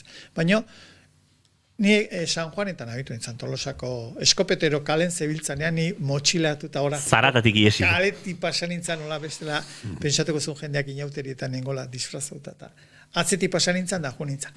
Eta San Juanetan abitu, eguna luzea da, eguraldia ona, eta hola, eta lehen bihasteak egin ditun Kanfraneaino, eta Kanfranen abisatu ziaten, hauten negua etzela oso negu izan, maiatzean berandu elurra intzuela 2000 metrotik gora, ekainean etzula asko berotu, eta uztailan hainbat lekutan elurra eta izotza topatuko nula, 2000 metrotik gora, hainbat mendilepotan, eta orduan, granpoiak eta pioleta beharko nituela, gomendatu erreskate zerbitzu izan zioten, Dore zen, honik ez dauka gogorik, motxila, era autonomoan jurintzan, alik eta autonomenen, nintzen jurin osoko janariak inoski, baina erabaki nun, kanfranetik etxera bueltatzea, arriskoak saiestu, eta gero saninazio bezperan kanfranea jurintzan autobusez, eta handikan gero hilabete osoa segitan nintzen. Bai, esan behar da igual, ez dela inongo balendria, inongo aventura, bai dela antolatu beharreko zerbait, bai dela gauza luzea, oinez 800 piko kilometro dira, 1.044.000 metroko desnibela dauka, mendibidea. 1.044.000. Bai. Asko da, bai. Asko da, bai, 1.042 egunetan itako planteamentuan dira 1.000 metro egunean, baino ez dia beti 1.000, egun batzutan dira 1.800, da beste batzutan da igual gutxixago. Motxila modu askotara indaiteke, gutxieneko trasteak pilatu egiten dira, eta botikina, sukaldeko, nire kasuan sukaldeko gauza, janaria, denda, zakua, hainbat gauza, 13 kilo, 14 kilo bizkarrean eraman behar dira, gehi ura. Egin liteke modu harinagoan, eta izan liteke aterpea gehiago erabiliz, ostatuak erabiliz, hori suposatzen du gastu gehiago egitea, suposatzen du ere bai erreserbak eta egin behar izatea. Modu asko daude, nik dana segidan egin nahi nuen, baina kanfranetik bueltatu, eta handikan 3 astetara jo nintzen. Beste batzuk egin dezakete azkarrago, hilabete baten, egunero ordu gehiago ibiliz, edo abiadura bizkorrago batean, arindoa zelako igual, sasoi hobea daukatelako ere bai. Beste batzuk egite dute, igual urtero 10 egun, Santiago bidea bezala, Santiago bideak ere 800 kilometro ditu, horreagatik eta datoren bideak, oduan bideak, baina hori ere egin iteke opor guztiak ogotan gastatu odez 30 egun, 35, egin iteke 4 urtetan aste bete, edo aste santutan daudan, bidea bera egin liteke modu askotara, eta, nik konta ezaket nik egin dudana, baina ez da bestea baino hobea, eta ez da oker. Benik aruntza egitea, ez da handik aruntza egitea baino hobea. Ez dut uste. Eta gero, badaude faktore batzuk aurrikusi litezkenak, eta beste batzuk, uste gabekoak. Motxilan 14 kilo eramatea, eta horri ura gehitzea pixu asko da. Zama hundia da. Desnibeletan antzematen da. Nazezea kentzen, baina ez dakizu zeken du. Gero hori ere aitot, ni bakarri joan nintzen, naiz eta gero ez naizen denbora guztia bakarrik ibili, mendian jendea topatzen duzulako, eta egiten duzu zure modukoekin, olako taldetxo bat, egun bateako, edo 2 eguneako, edo 3ako, edo. Baina, adibidez, gu bioko maite biojungo bagina, edo biojungo bazinete, ekipaia egiterakoan, hor, gauzak banatu daitezke. Banatu daitezke denda, sukaldeko tresneria dena. Zea eta botikinare. Horrengo liake 4 kilo, gutxi gora bera, binaten banatzekoak. Horrek suposatuko luke 14tik 12ra. Eta ikaragarrizko aldea da. 2 kilo, Bizkarren, bai. Aldea handia da bizkarrean, bai. Bizikletako zakutuetan askotan komentatuko, han igual 18 eta 20 kilo ez da asko antzematen, baina bizkarrean motxila lurretik altxatzen dezunean antzematen diozu. Horrelako motxila pixu batekin, lehenengo gauza izaten da, kontu ukitzea besoa ez mintzea. Keinu horretan motxila hartu eta bizkarrera botatzeko keinuan, sorbalda, ukalondoa, edo zintogitan min hartzeko, aukera handi izaten da. Eta gero noski, bizkarra gerria kargatu egiten dira, baina lesio askotan besuan bertan. Eta konturatu gabe, korrea zapaltzen baiezu, eta hankakin zapaldu eta tiatzen baiezu, orduan bai, ez da pixua da zehorrek trabatu dezuela, edo argitartean trabatu zaizula. Bai uste, pixua horrek ere ematen dizu askatasuna. Eta nik adibidez askotan egin dut, lo nahi nuen lekuan, ekaitz bat bazetorrela jakinda denda montatuta barruan ere sartuta egon naiz, gero denda montatzeko ere arauak badaude parke nazionaletan, aterpetatik gertu ezin da montatu, hirietan ere ezintzea leku edozen lekutan jarri, baina nik hori egin nuen putxerdaraino, eta putxerdan erabaki nuen denda eta bidaltzea, denda eta sukaldea eta bidaltzea, 4 kilo kendu nituen, handikan aurreakoa, dendak zeudelako, erritxikia zeudelako, eta temperatura ere ja, gauetan 1000 metrotik bera, batez ere Nuriatik aurrea, epela dela. Eta bibaka egiten zenuen Bai, urduan. bibaka egiten nuen, da Eliz Arkupek edo denalakoa pensatzen nuen. Eta 4 kiloiek endu nituenean, aukera neukan ur gehiago hartzeko, 3 litro hartzeko, 4 litro hartzeko zen Kataluniako Girona aldean, mendia benetan lehorra zeon, iturriak agortuta zeuden, eta ura eramatea beharrezkoa zen. Osea, goizen ateatzen nintzen 3 litro tardikin, naiz eta danak edanez, baino hori 14 kilori gehitu izan banizkio, beste 3 litro tardi ur, odon horre mantxotzen du bidea, luzatzen du eguna, eta ur premiare. Bai. Beraz, kanpinden da eta sukaldea zenera matzan egun horietan, ura bidean topatzeko esperantzarekin, litro terdirekin edo abitzen zinen. Bai. Pirineo erdikaldean, urtu dian elurrak eta bat eta beste badago nahiko ur. Osea, bai, nik uste 100 hartu litekela ura, behin pare bat aldiz. Bestea da ur hori nolakoa den. Osea, ganadu asko da bilen lekuan, ura badago, baino behiak uste dituzu gorago larrean, janezke okakain behar du behiak ere, eta odon zigintzen da lurra, zigindu kutsatzen da ura, hor kontu zibili da, egarria setu ezakezu, baino zokakeria agapatu, eta baino bidaia zapuztore bai. Kontutan hartzeko kontua dia gaur egun filtroak eta badaude, eta ura ere tratatu liteke. Pastilla potabilizadore hauekin, eta... Gaur egun ja beste filtro batzuk daude, filtro bakteriologiko batzuk, eta nik kanpotar batzu ikusi nizkien, da uste hori ikusi nitu nur zikin xamarretik ere edaten filtrotik pasata. Esan nahi du, egarriaren mamu hori gainetik entzen dezu. Zen, aurrekoan ez da izeni komentatzen egon, uste Ramon Garate mendi mediko izan denari, esaten egon, bata da egarri fisikoa, azuk edateko daukazun gogoa momentu ondan, eta bestea da, egarria pasako ezun beldur. Beldur hori, bai. Beldur hori, esan nik oain litro bat daukat, pentsatzen dut, ura hartzea, oain Tolosan gaude, urkizun hartzea. Are iristen naiz eta iturri agortuta dago. Bueno, zelatunen hartuko, baina zelatun bidean pentsatzen naizea, ostra, eta hango iturri agortuta baleo, todun, mamu horrek, egarria pasatzeko beldurra, gozea pasatzeko beldur horrek, eragina du animoan. Beldurtu zaitezke, edo izutu zaitezke, gero kontrolatu beharko ezu, zure zea hori ez, larritasun. Eta egoeraren arabera, erabakiak hartu. Ze bidean zoazela, uri gabe geratzen ari zaren neurrian, bat da izua kontrolatzea eta bestea pentsatzea ados, baina ura topatu behar dut.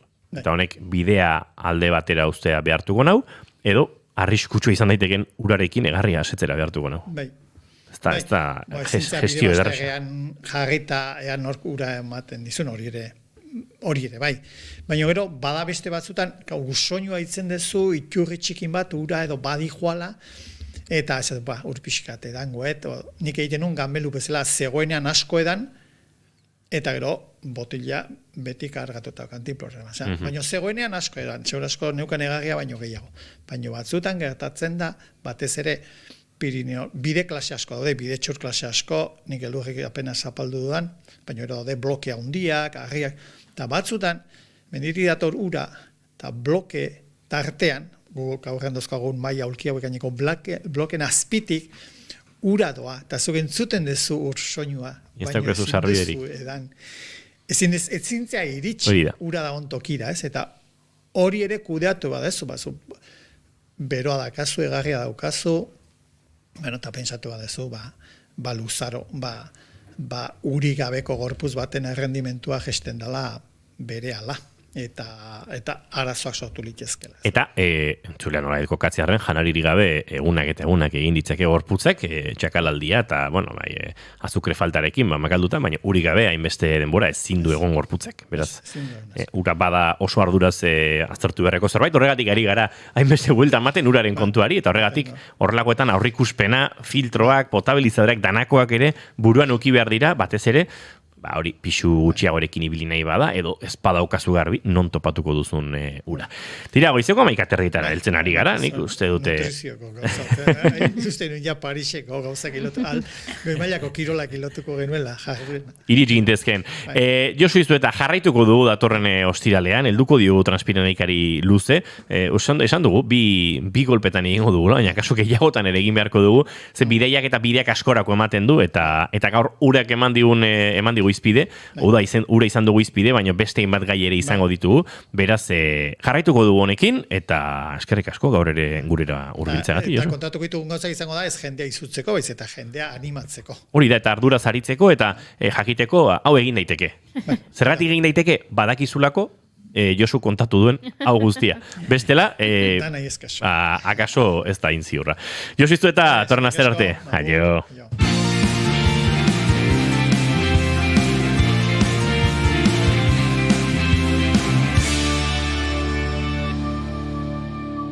Bigarrenak ez direlako beti okerragoak.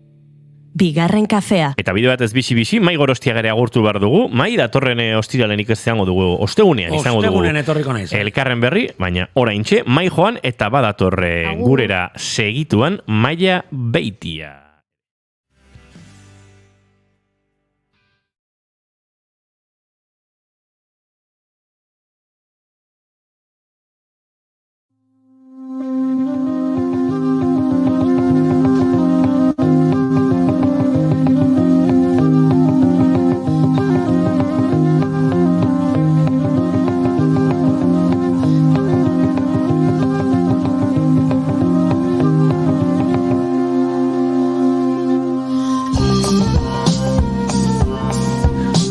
Astea amaitzen hasi gara, edo asteko azkenekoaren azken txampan murgiltzen ari gara, baina oraindik badugu, lehen aste honek eta hurrengoek ere izango dute, goiuri pixka bat, aurkezpenetatik, berrikuntzetatik, ongi etorrietatik, bir ongi etorrietatik, horrelakoetatik ere, bai.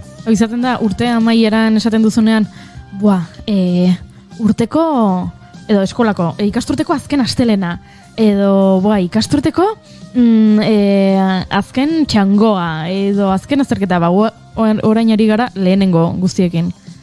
Lehenengo elkarrizketa akustikoa, aste hontako lehenengo kolaboratzaia, lehenengo ongietorria, gaude pixkat astun, ez? Astun gaude, baina astu ezkara, astu Maia Beitia. Eta Maia Beitia, egunon, eguerdion, ongietorri? Egunon, aspaldikoz. Esango nuke. Euria botadu, En jau. Euskixe ez dakia baina euskiare. Eskaiti zen agonia esaz izan, Gauzat esango dizuet, Euskal Herrian hau aztertzekoa da, eta ez dakit nork aztertuko duen. Badago joera ezkor bat eguraldiarekiko. Datorren aste guztia euritan. Eta gero, kontukatatza baitezu, por medio igual, egunean 2 ordu egin du euria. Eta esatzezu, hainbeste haguetan. Eta tartean, igual, pare bat egunetan eguzki indu. Ez hori da ikusten degulako, zuk bilatzaian jartzen duzu eguraldia ez dakit, arbizun, eta orduan ikusten dituzu, aste guztiko ikonitoak. Eta orduan, egun hortan arbizun, ordu betez euria egin behar balin badu, ikonitoan ja euria agertzen da. Eta orduan, zuk ja pentsatzen duzu, euria daula goizatxalde.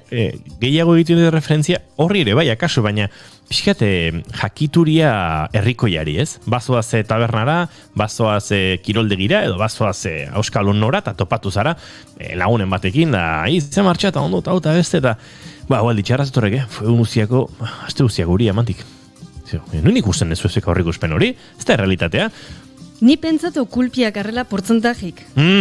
Gainera oso naztuta gabiltza horrekin, ez? Bai, zelena zan, baen gorau, euribiskat, erotak, eta esan, euskixe, odeixe, baina gero azizin momentu baten portzentajik emoten da. 100% emoten bara hue, ja bada eurixe. Eta gero atea zuen, gaizki interpretatzen men dugu, ze ez du esan nahi probabilidadea 100%koa danik, baizik, eta botako duela lurraldearen 100%. Hori da. Oso gauza raro egiten zait hori. Nik jartzen duen akueder Tolosa, eta jartzen dit Tolosan 115, zer gertatzen da? Tolosaren 115ean egiten duela euria? Pisketa raroa da hori, ez? Zainola zan. Igual hau argitu behar dugu. Nik hori ez dut, amen ez dut bape ondo ulertzen, baina onbi urte Kalabria jonitxan lagun bat eie bizitxietxea, eta behatzen eban egualdixe, eta esan, eunero eurixe mote ban, eta launak zedeztan, ez, tranquil, baina eurixe txemara joango beste toki bateatan izaten, a ber, erune ban, ixeixekati uskak, erune ban, ziri, dana, eta egixera, hemen eurixera eta horrez. Eurixera hor da, mobitu eginean 1 metro eta jaia zegoen euririk. Serio? Bai, han bai funtzionaten dau lurraldearen uneko 10. Euskal Herria bada, lurraldetasuna modu xelebrean bizi duen leku bat, hemen 1 metrotako distantzia hori egiteko 1 kilometro egin behar dira. Igual bai. A ber. Bazoa zangotzara orain eta eguzki egingo du, akaso? Segurunetik. Nire imaginazioan horri inoiz euririk ez dago etxen. Euneko nen kontuarekin. Ez da, esan dezun ez bat eta ez beste. Ez. Antza denez, web horriek eta aplikazioek eskaintzen duten euritanten eunekoak adierazten du, iraganean zenbat aldiz egin duen euria antzeko egoera meteorologiko bat gertatu denean. Zer da, algoritmo bat? Hau da... estadistika utxaz.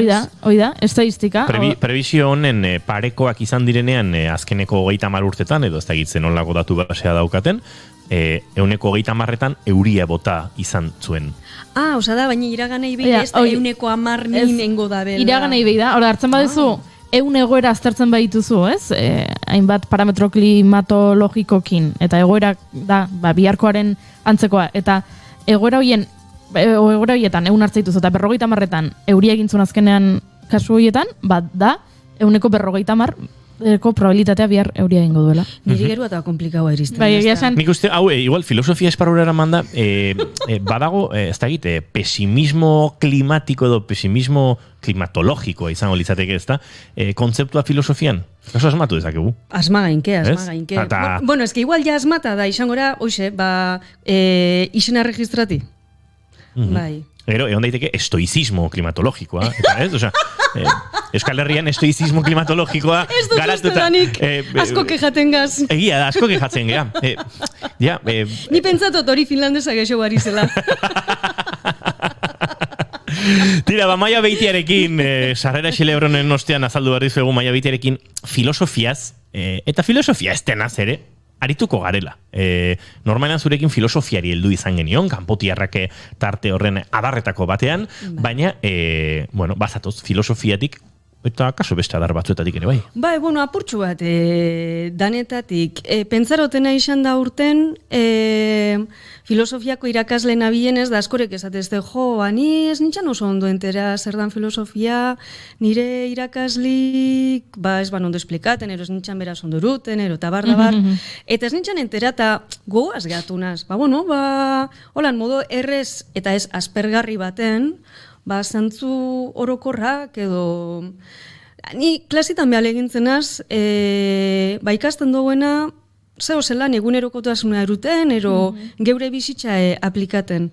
Ze bestela izan daiteke abstrakto egia, agian, ez, ikasleentzat. Bai, eta hau dana zetako. Filosofiak esan etzen ez da bela isetako bari iso. Bai, ondo bizitzeko. Zure ikaslei esan zenien, zure irakasgaiak ez duela ezertarako balio? Hori da. Ondo bizitzeko balio zuela? Ondo bizitzeko, ez bizirauteko. Ez dozko erakusten zuetxen, ez dozko erakusten gauza konpontzen, baina behin biziraunde gero bizitzen gabizenin, zelan ondo bizi, bai. Eta hori pentsatot importantirala.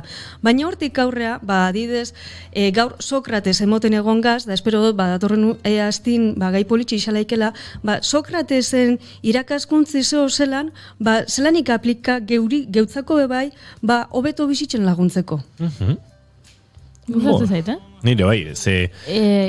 Eldulekua. Onartu behar dut, filosofiaren esparrutik, gogoratzen dudala, nire irakaslearen bi ezaugarri. Bat, lehenengo gunean, entzula sarrera bat, oso indignatuta hizkuntzaren esaldi batekin. Hau filosofiarekin hartu behar da.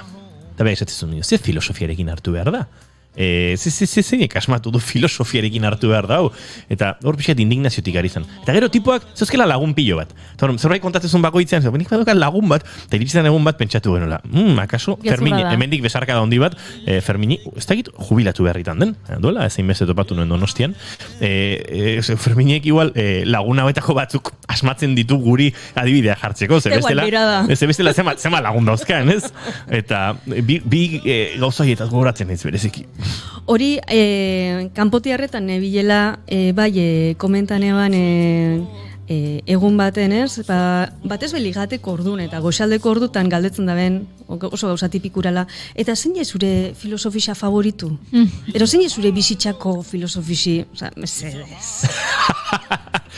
Ze guapoa, norbait hurbiltzen danean Maia Beitiaren gana pentsatuz, galdera honekin, hau hasiko daizketan, eta horria konfiantza da. Zein da zure bizitza filosofia? Eta Maiak pentsatzen du bere barrenean. Ez horrelako zera visualizatzen dut. Osa, ja, minus. Suflea desintxatu zait. Bai. Eta hori remontatik atxixaten da. Baina, bueno, danotak hausolako... Galderat egingo dugu. Bada, inor hori eta gero erremontatu dunik? Ez nahi akordatu dunik.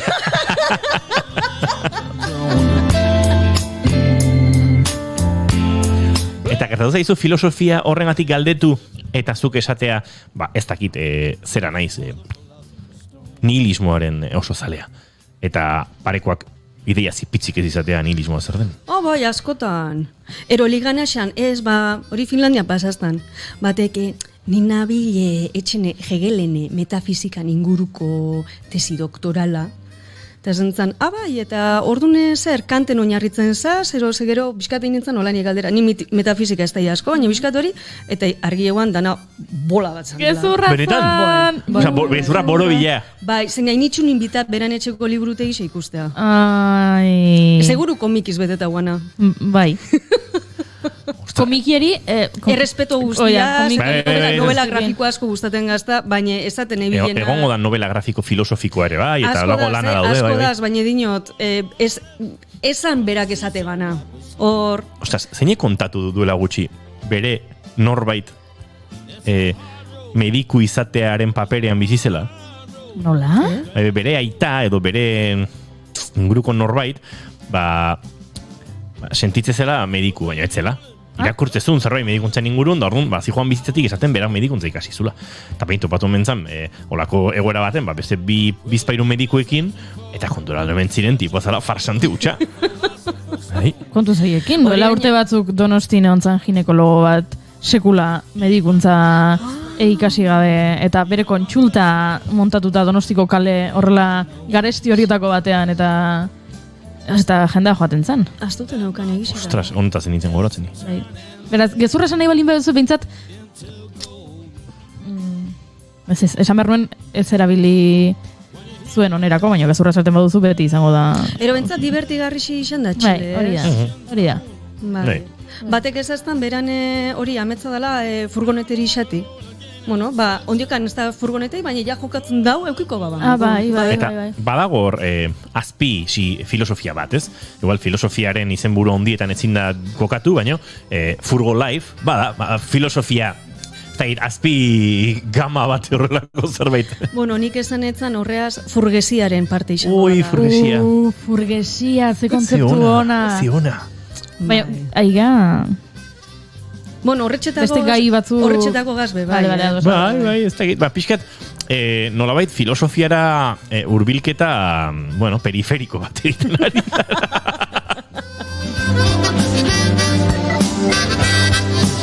Eta kantutzarra o Philosopher's Stone, Van Morrisonen kantu hau gozatu etxean gero guk zapuztu gabe, kriston kantutzarra da. Baina tira, guazen ondo badaritzuzu Maia pixkate gaiari heltzea, esan dugu filosofiaren ingurutik, momentu batzutan totakeriak esango ditugu, beste batzutan gauzola pomposo edo serioagoak edo. Bai.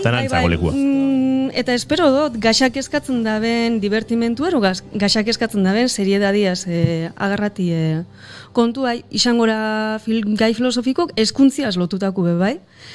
Eta hemen okurrioa gazta igual, lomloe bizkat esplikan aikela, ze pelukera barrixakat, juten az pelukeriana. Ikusi zaitugu luk berriarekin, oso luk ederra, oso polita. Eskerrik asko. Bai. Bineban eure buru bizka diferente. Aspaldi ikusi gabe eta gaur topatu zaitu danean antxego juririk intzinela. Epa, bai. Bai, eta pelukerik ezat ez da alabiak 14 urteku, eta tutoriaz berbatzen da bemagotxin, ez dala aklaraten kompetentzi xagora, kompetentzi xabera, eta ez da, baina ni nahi roten, jakin nahi roten gauza bakarrara, iala bi, ondora bien ala ez, iala gutzi berdaben ala ez, eta kriston txapi eta ez na aklaraten, eta pentsan eban, bueno, igual holan modo erreztxu baten, baina ongo azti neukiro bilera bat eskolan sakonagoa ikusteko, eta bueno, zeuek esan, gidoi zerripin iroten. Kompetentziak buf! Ondo indogo, Jori. Uko puru berdina. Bai, sinkronia absoluto. Bai, oza, erronkide zelan esplika jentik radixua mata baik. Laberinto totala, baina, bueno, igual zeo zelako pistatxu batzuk. Bai, zen, ni uste zure pelukara bezala naula, galdu iten naiz. Eta geuk berez, ebalua birdo, oza, diseina birdo, eta ebalua birdo lege barritxan arabera, eta nik ez da gurasuk hortik, zer ulertzen da ben, ero, bueno. Dakigu hau Europati datorren movida dela. Nik horrarte dakit, gidoian ikusi dudanetik, lehenengo puntu hori bai, Europatik dator, banuen nolait barneratuta. Oso europeista nabil antza denez. Banekien hau, baina hortik aurrerakoak. Europa guztin nahi da implanta homogenizateko, eta hor plantoin jaben bakarrak izan di eskozesak. Esan dabe, guk ez. Bai, bueno, guzti hau, zabat, eskozesai ez gaku iso ulertzen. Igual, esamen, gua tope, eta txartu ulertu bentzan. Zer dan ondarrutarra izatea, Bai, ziligitasun ematen dizu.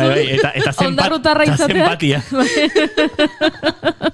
Gero gauzatxu bat, hemen jiji jaja gabizelako, eta ondarruta rondo, baina bizka gauzatxu filosofiko hauak, gero zerixu hauak, erabaki dut euskara batu ningotela. Bai.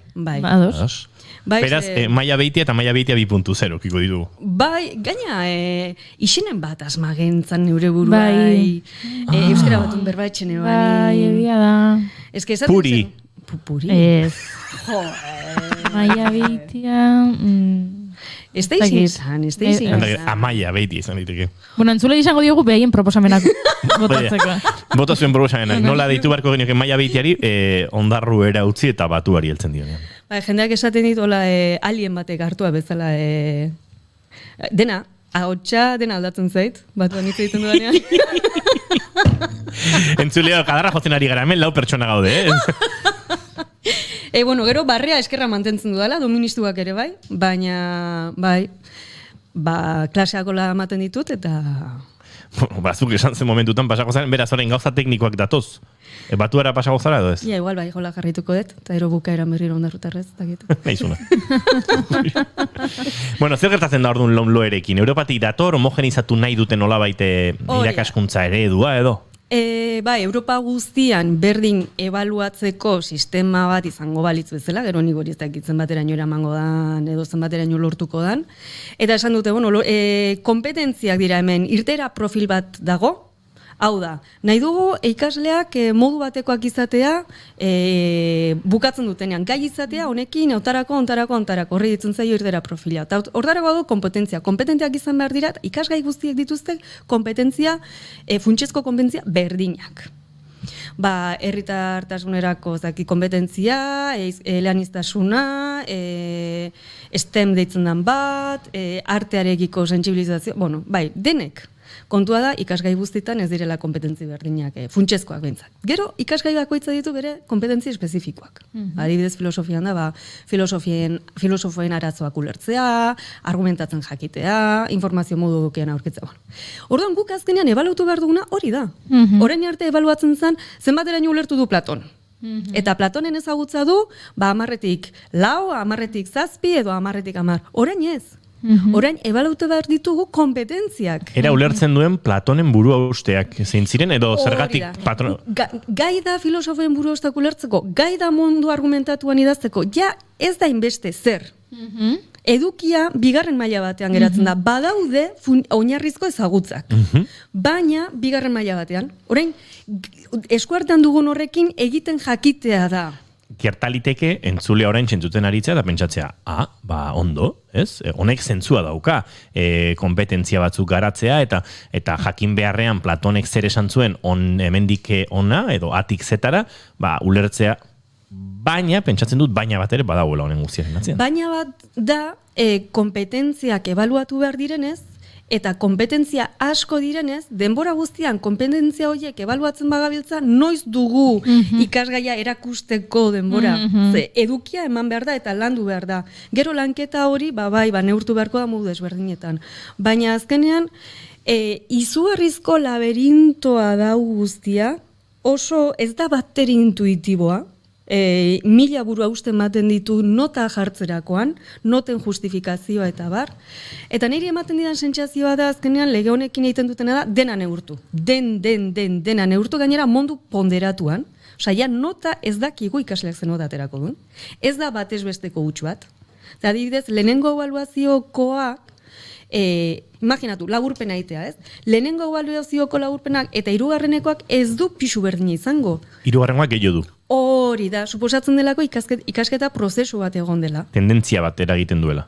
Eta adibidez, lehendabizikoan ez baldin badaki oraindik nola egin, ez da justua kurtso guztian landuta geroko puntuazio berdina izatea. Orduan, ponderatuta daude. Beraz, ja ez dakigu ikasleek zen nota aterako duten. Osea, irakasleen kuaderno zaharrak apuntatzen zituztena notak eskuz eta kalkulagaiokin aztu. 7, 8, 9, bataz bestekoa 8. Hori ez da existitzen. Ez da existitzen ja. Orduan oso zaila da. Eta gero notak ere emango dira kompetentzi bakoitzaren arabera. Orduan izugarrizko txosten luzea da. Azkenean gurasoa jakin nahi dutena, nere seme-alaba ongi dago ala ez dago. Ongi erlazionatzen da ikaskidekin ala ez. Zailtasunak ditu ala ez. Eta batez ere batxilergo 2. mailan ikasi nahi duen hortarako nota iritsiko zaio ala ez. Emango dio, bai. Bai, eta dena da neurtu, baina honek hezkuntza kalitatea hobetzen du? Ez dut uste. Ikasleen ongizate psikologikoan laguntzen du? Ez dut uste. Irakasleengan? Ez. Eta izugarrizko burokrazia sortu dute, eta ez da kalitatean itzuliko edo erakutsiko. Hori da. Beraz, egin behar da, baina iruditzen zait kritikotasunetik egin behar dela eta esaten, ez degula iparra galdu behar, ez? Garrantzitsuena azkenean, gazten ongizatea dala, ez badaude ongi ezin dutelako ezer egin. Ez ikasi, ez errez. Bueno, eta gurasoak honen aurrean, ze goeratan daude? Pixka galduta ere bai, zue bezala xe? Nik suposatzen dut, gu baldin bagara adituak eta galduta bagabiltza, guraso ezer. Gurasoa iristen da, lehen hiru hilabeteko azken txampan, eta galdetzen dizu, izuta, nire semea, nire alaban, nire zen muz. Bueno, hor da bil ponderazioaren legean baitan, ez? Buske, ez dakit nola ulertarazi aldi egun, emaitzaren, notaren justifikazioa. Izango da, eguraldia esplikatzen baino komplikatuagoa. Hori da, probabilidadeak dio, zure semearen egoeran egon diren besteek azken 30 urtetako datu basean, egoera honetan egon direnen 130 batean aprobatu dutela. Osea, horrible, azkenean, iruditzen zailako hezkuntzan garrantzitsua diren gauzak ez direla kuantifikagarriak, direla kualitatiboak, ez nola gehiago da zenbat baino. Baina, Europatik hori dator, ze interes dagon? Ez dakit, horre konspirazio teoritan ez gara sartuko, baina onerako dela nire zalantzak ditut. Gainera batzutan ez dago, konspiranoia ipatuta batzut ez dago kalte egiteko asmorik edo dirutza ateratzeko asmorik batzutan dia, pentsatzeko modu desberdinak eta probatzeko modu desberdinak, eta gian hau talde bat idotu zaio, eta... Kontua da, Europa guztian, hau aurrera eramateko asmoa ez dakidala zein dan. Homogenezazio horren atzean, ez dakit ze interes dagoen, ez dakit. Nik Britania, inglesen sandwich kutroiek jan nahi ditut, ez. Beraiek magaiagoa saltxa berdean edo pilpilan egiten ikasiko dute, ez da ere. Ez da ere, nahi lukete, jan, baina prestatu ez. Baina ez, orduan zertarako insistitu, ez? Gero agian unibertsitatera, joan nahi balin badezu, ez dakit, Belgikara unibertsitatera. Horregatik izango da, eta, ez? Europan zehar... ibiltzeko mugarik gabe... Ez dakit ideiarik. Inoiz baino mugai gehiago jartzen direnean. Bai, hori da. Ez da, Ez da, bueno, tira, aizu, nola gurekin izango zaren, joango gara ikusten lomloeren evoluzioa, zuen egokitzapena, eta ea pixkanaka gaiak zentzu pixka hartzen duen, ez? Ez dakit, ez dira nahi duzu itxan omentxu. Baina batez ere, bai entzulei nahiko nieke eskatu, bereik baldin badute zalantza edo honen inguruan zerbait argitzen nahi, baina orduan bai helduko niokela. Baina hasiera batean gaur esan dagoakin uste nahiko, hor baino gehiago sartzen da naiz, erotuko ditugu. Erotu edo lo hartu edo eta ez dut uste merezi. Gauzak divertigarria ditu hitz egiteko. Bai. Egia da. Aizu, ados, hau aipatuta, nolabait, murgituko gara apur bat gaurko gaiean, mamian, eta ikusita guardiko amabiak gaino urruti ez daudela, ez dakit gaia pixka bat gainetik ezote dugun itxuratu beharko, eta datorren astean, sakontzen joan zen hemen ikusten dudan eskema honetan, ez dakit galdera asko sortzen zaizkit, eta uste dut, luzerako mandi ezagukela. Bai, luzatu daitezke nahi aina, nahi bauzue gaur. Hori da, pixka esarreat egingo dugu, lertzeko eta... Hori da. Aste honetan ikasleekin lantzen ari naizena da, zer da filosofia, hori kanpotierretan ere ikusi genuen, eta esaten genuen, batez ere da, pentsamenduaren pentsamendua. Orduan, horra hasten dira belarritik kea dariela, pentsamenduaren pentsamendua, eta batez pentsamenduaren zer da? Eta hor gabiltza. Urrengo galdera botatzen dudana, ez? Pentsamenduak badu mugarik. Eta horra hasten gara galdera filosofikoetan sartzen. Hizkuntzaren eta pentsamenduaren arteko erlazioa eta errealitatearena. Orduan, botatzen ditut galdera pila bat, hor ja hasten dira kortozirkuitatzen, eta gero esplikatzen diet filosofia, pentsamendua bada, pentsamendu hori sailkatzeko Aristotelesek sailkatu zuela bizatitan, batetik dago alde teorikoa eta bestetik praktika. Badirudi filosofia praktikoa oksimoron bat dela, baina existitzen da. Ez dugu lehioa konpontzen ikasten, baina zerbaitetarako balio du. Eta barruan dauden adarrekin lotutako galderak ere baiten dira. Bere jakiteko, ez dela berdina ezagutzaren inguruko galdera edo etikaren inguruko adibidez. Eta nahi baduzu hori hurrengo astean Bai, baina igual kokatuko ditu kontzeptuak behintzat, entzuleak ere buruan izan ditzan, eta horrengo astean garatuko ditugu. Hemen ikusi teorikoan, metafisika eta edo ontologia, eta metafisika badirudi denon hizkuntzan dela, gauza oso komplikatu etereo bat. Eski berez bada. Beraz, Bai, metafisika da, fisikaz aratago dagoen, hau da, ikusten ez duguna. Eta ontologia da izateari buruzkoa. Zer da, baden hori zer da? Zer da egotea edo existitzea edo izatea? Eta ez izatearen arteko. Metafisika da hori ez, jainkoa edo arima edo ikusten ez dugun gai potolo, erdiaroko gaia dira metafisikoak adibidez. Gero badago antropologia, antropos gizakia eta logos egia edo zientzia edo ikerketa. Beraz, gizakiaren inguruko ikerketa. Gero epistemologia, episteme dela ezagutza. Beraz da ezagutzaren edo errealitatearen inguruko hausnarketa, eta azkenik hizkuntza. Eta nire hizkuntzaren asko gustatzen ze, batez ere pentsamenduarekin dagoelako lotuta, ez? Hizkuntza desberdinetan hitz egiteak gure pentsamenduan badu eraginik? Nik baietz esango duke. Jesus, nik ere bai. Ez dut spoilerrik emango. Bale. Ondo! Egian, prestatu beharko dugu... Gure defentsa? Bai. Zergatik uste dugu baietz. Osondo. Baina gogora ziazu parategun lehenago, bestela beti ez dela etxeko lanak azken ordurako. Improvisatu daiteke baitera. Bai, orain zerbait kontan ezake, baina igual hasiko nintzateke zerbait kontatzen eta nire buruaren kontra esanetan eroriko nintzateke. Beraz, pixkatola alde batea eta bestera kokatzeko ideak, hemendik joko dut eta hemendik. Eta gero alde praktikoa ere badaukagu. Alde praktikoan dakagu batetikan estetika, edertasunaren ingurukot artearekin lotutako hausnarketa, gero dago etika, ongia gaizke zergatik ongi jokatu behar dugun dabar, eta gero politika.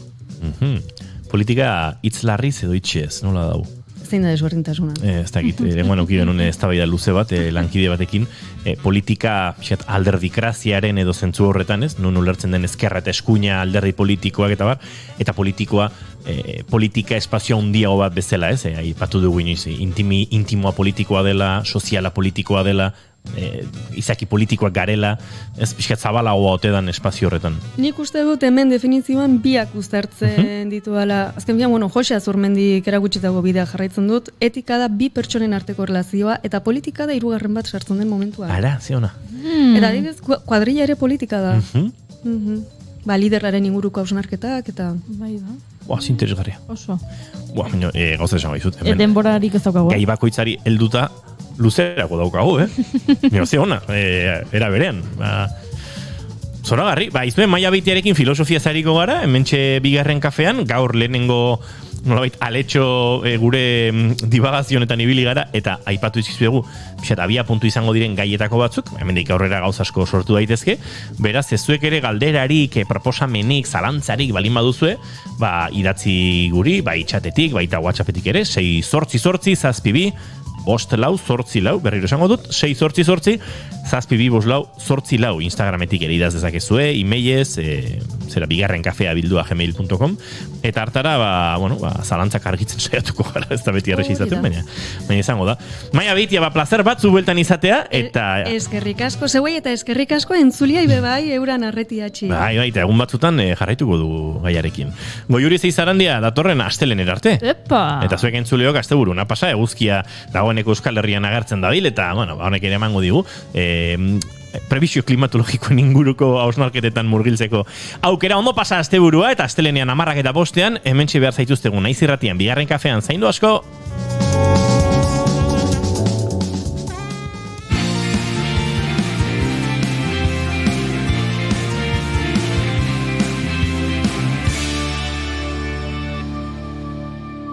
Keep calm and bigarren kafea.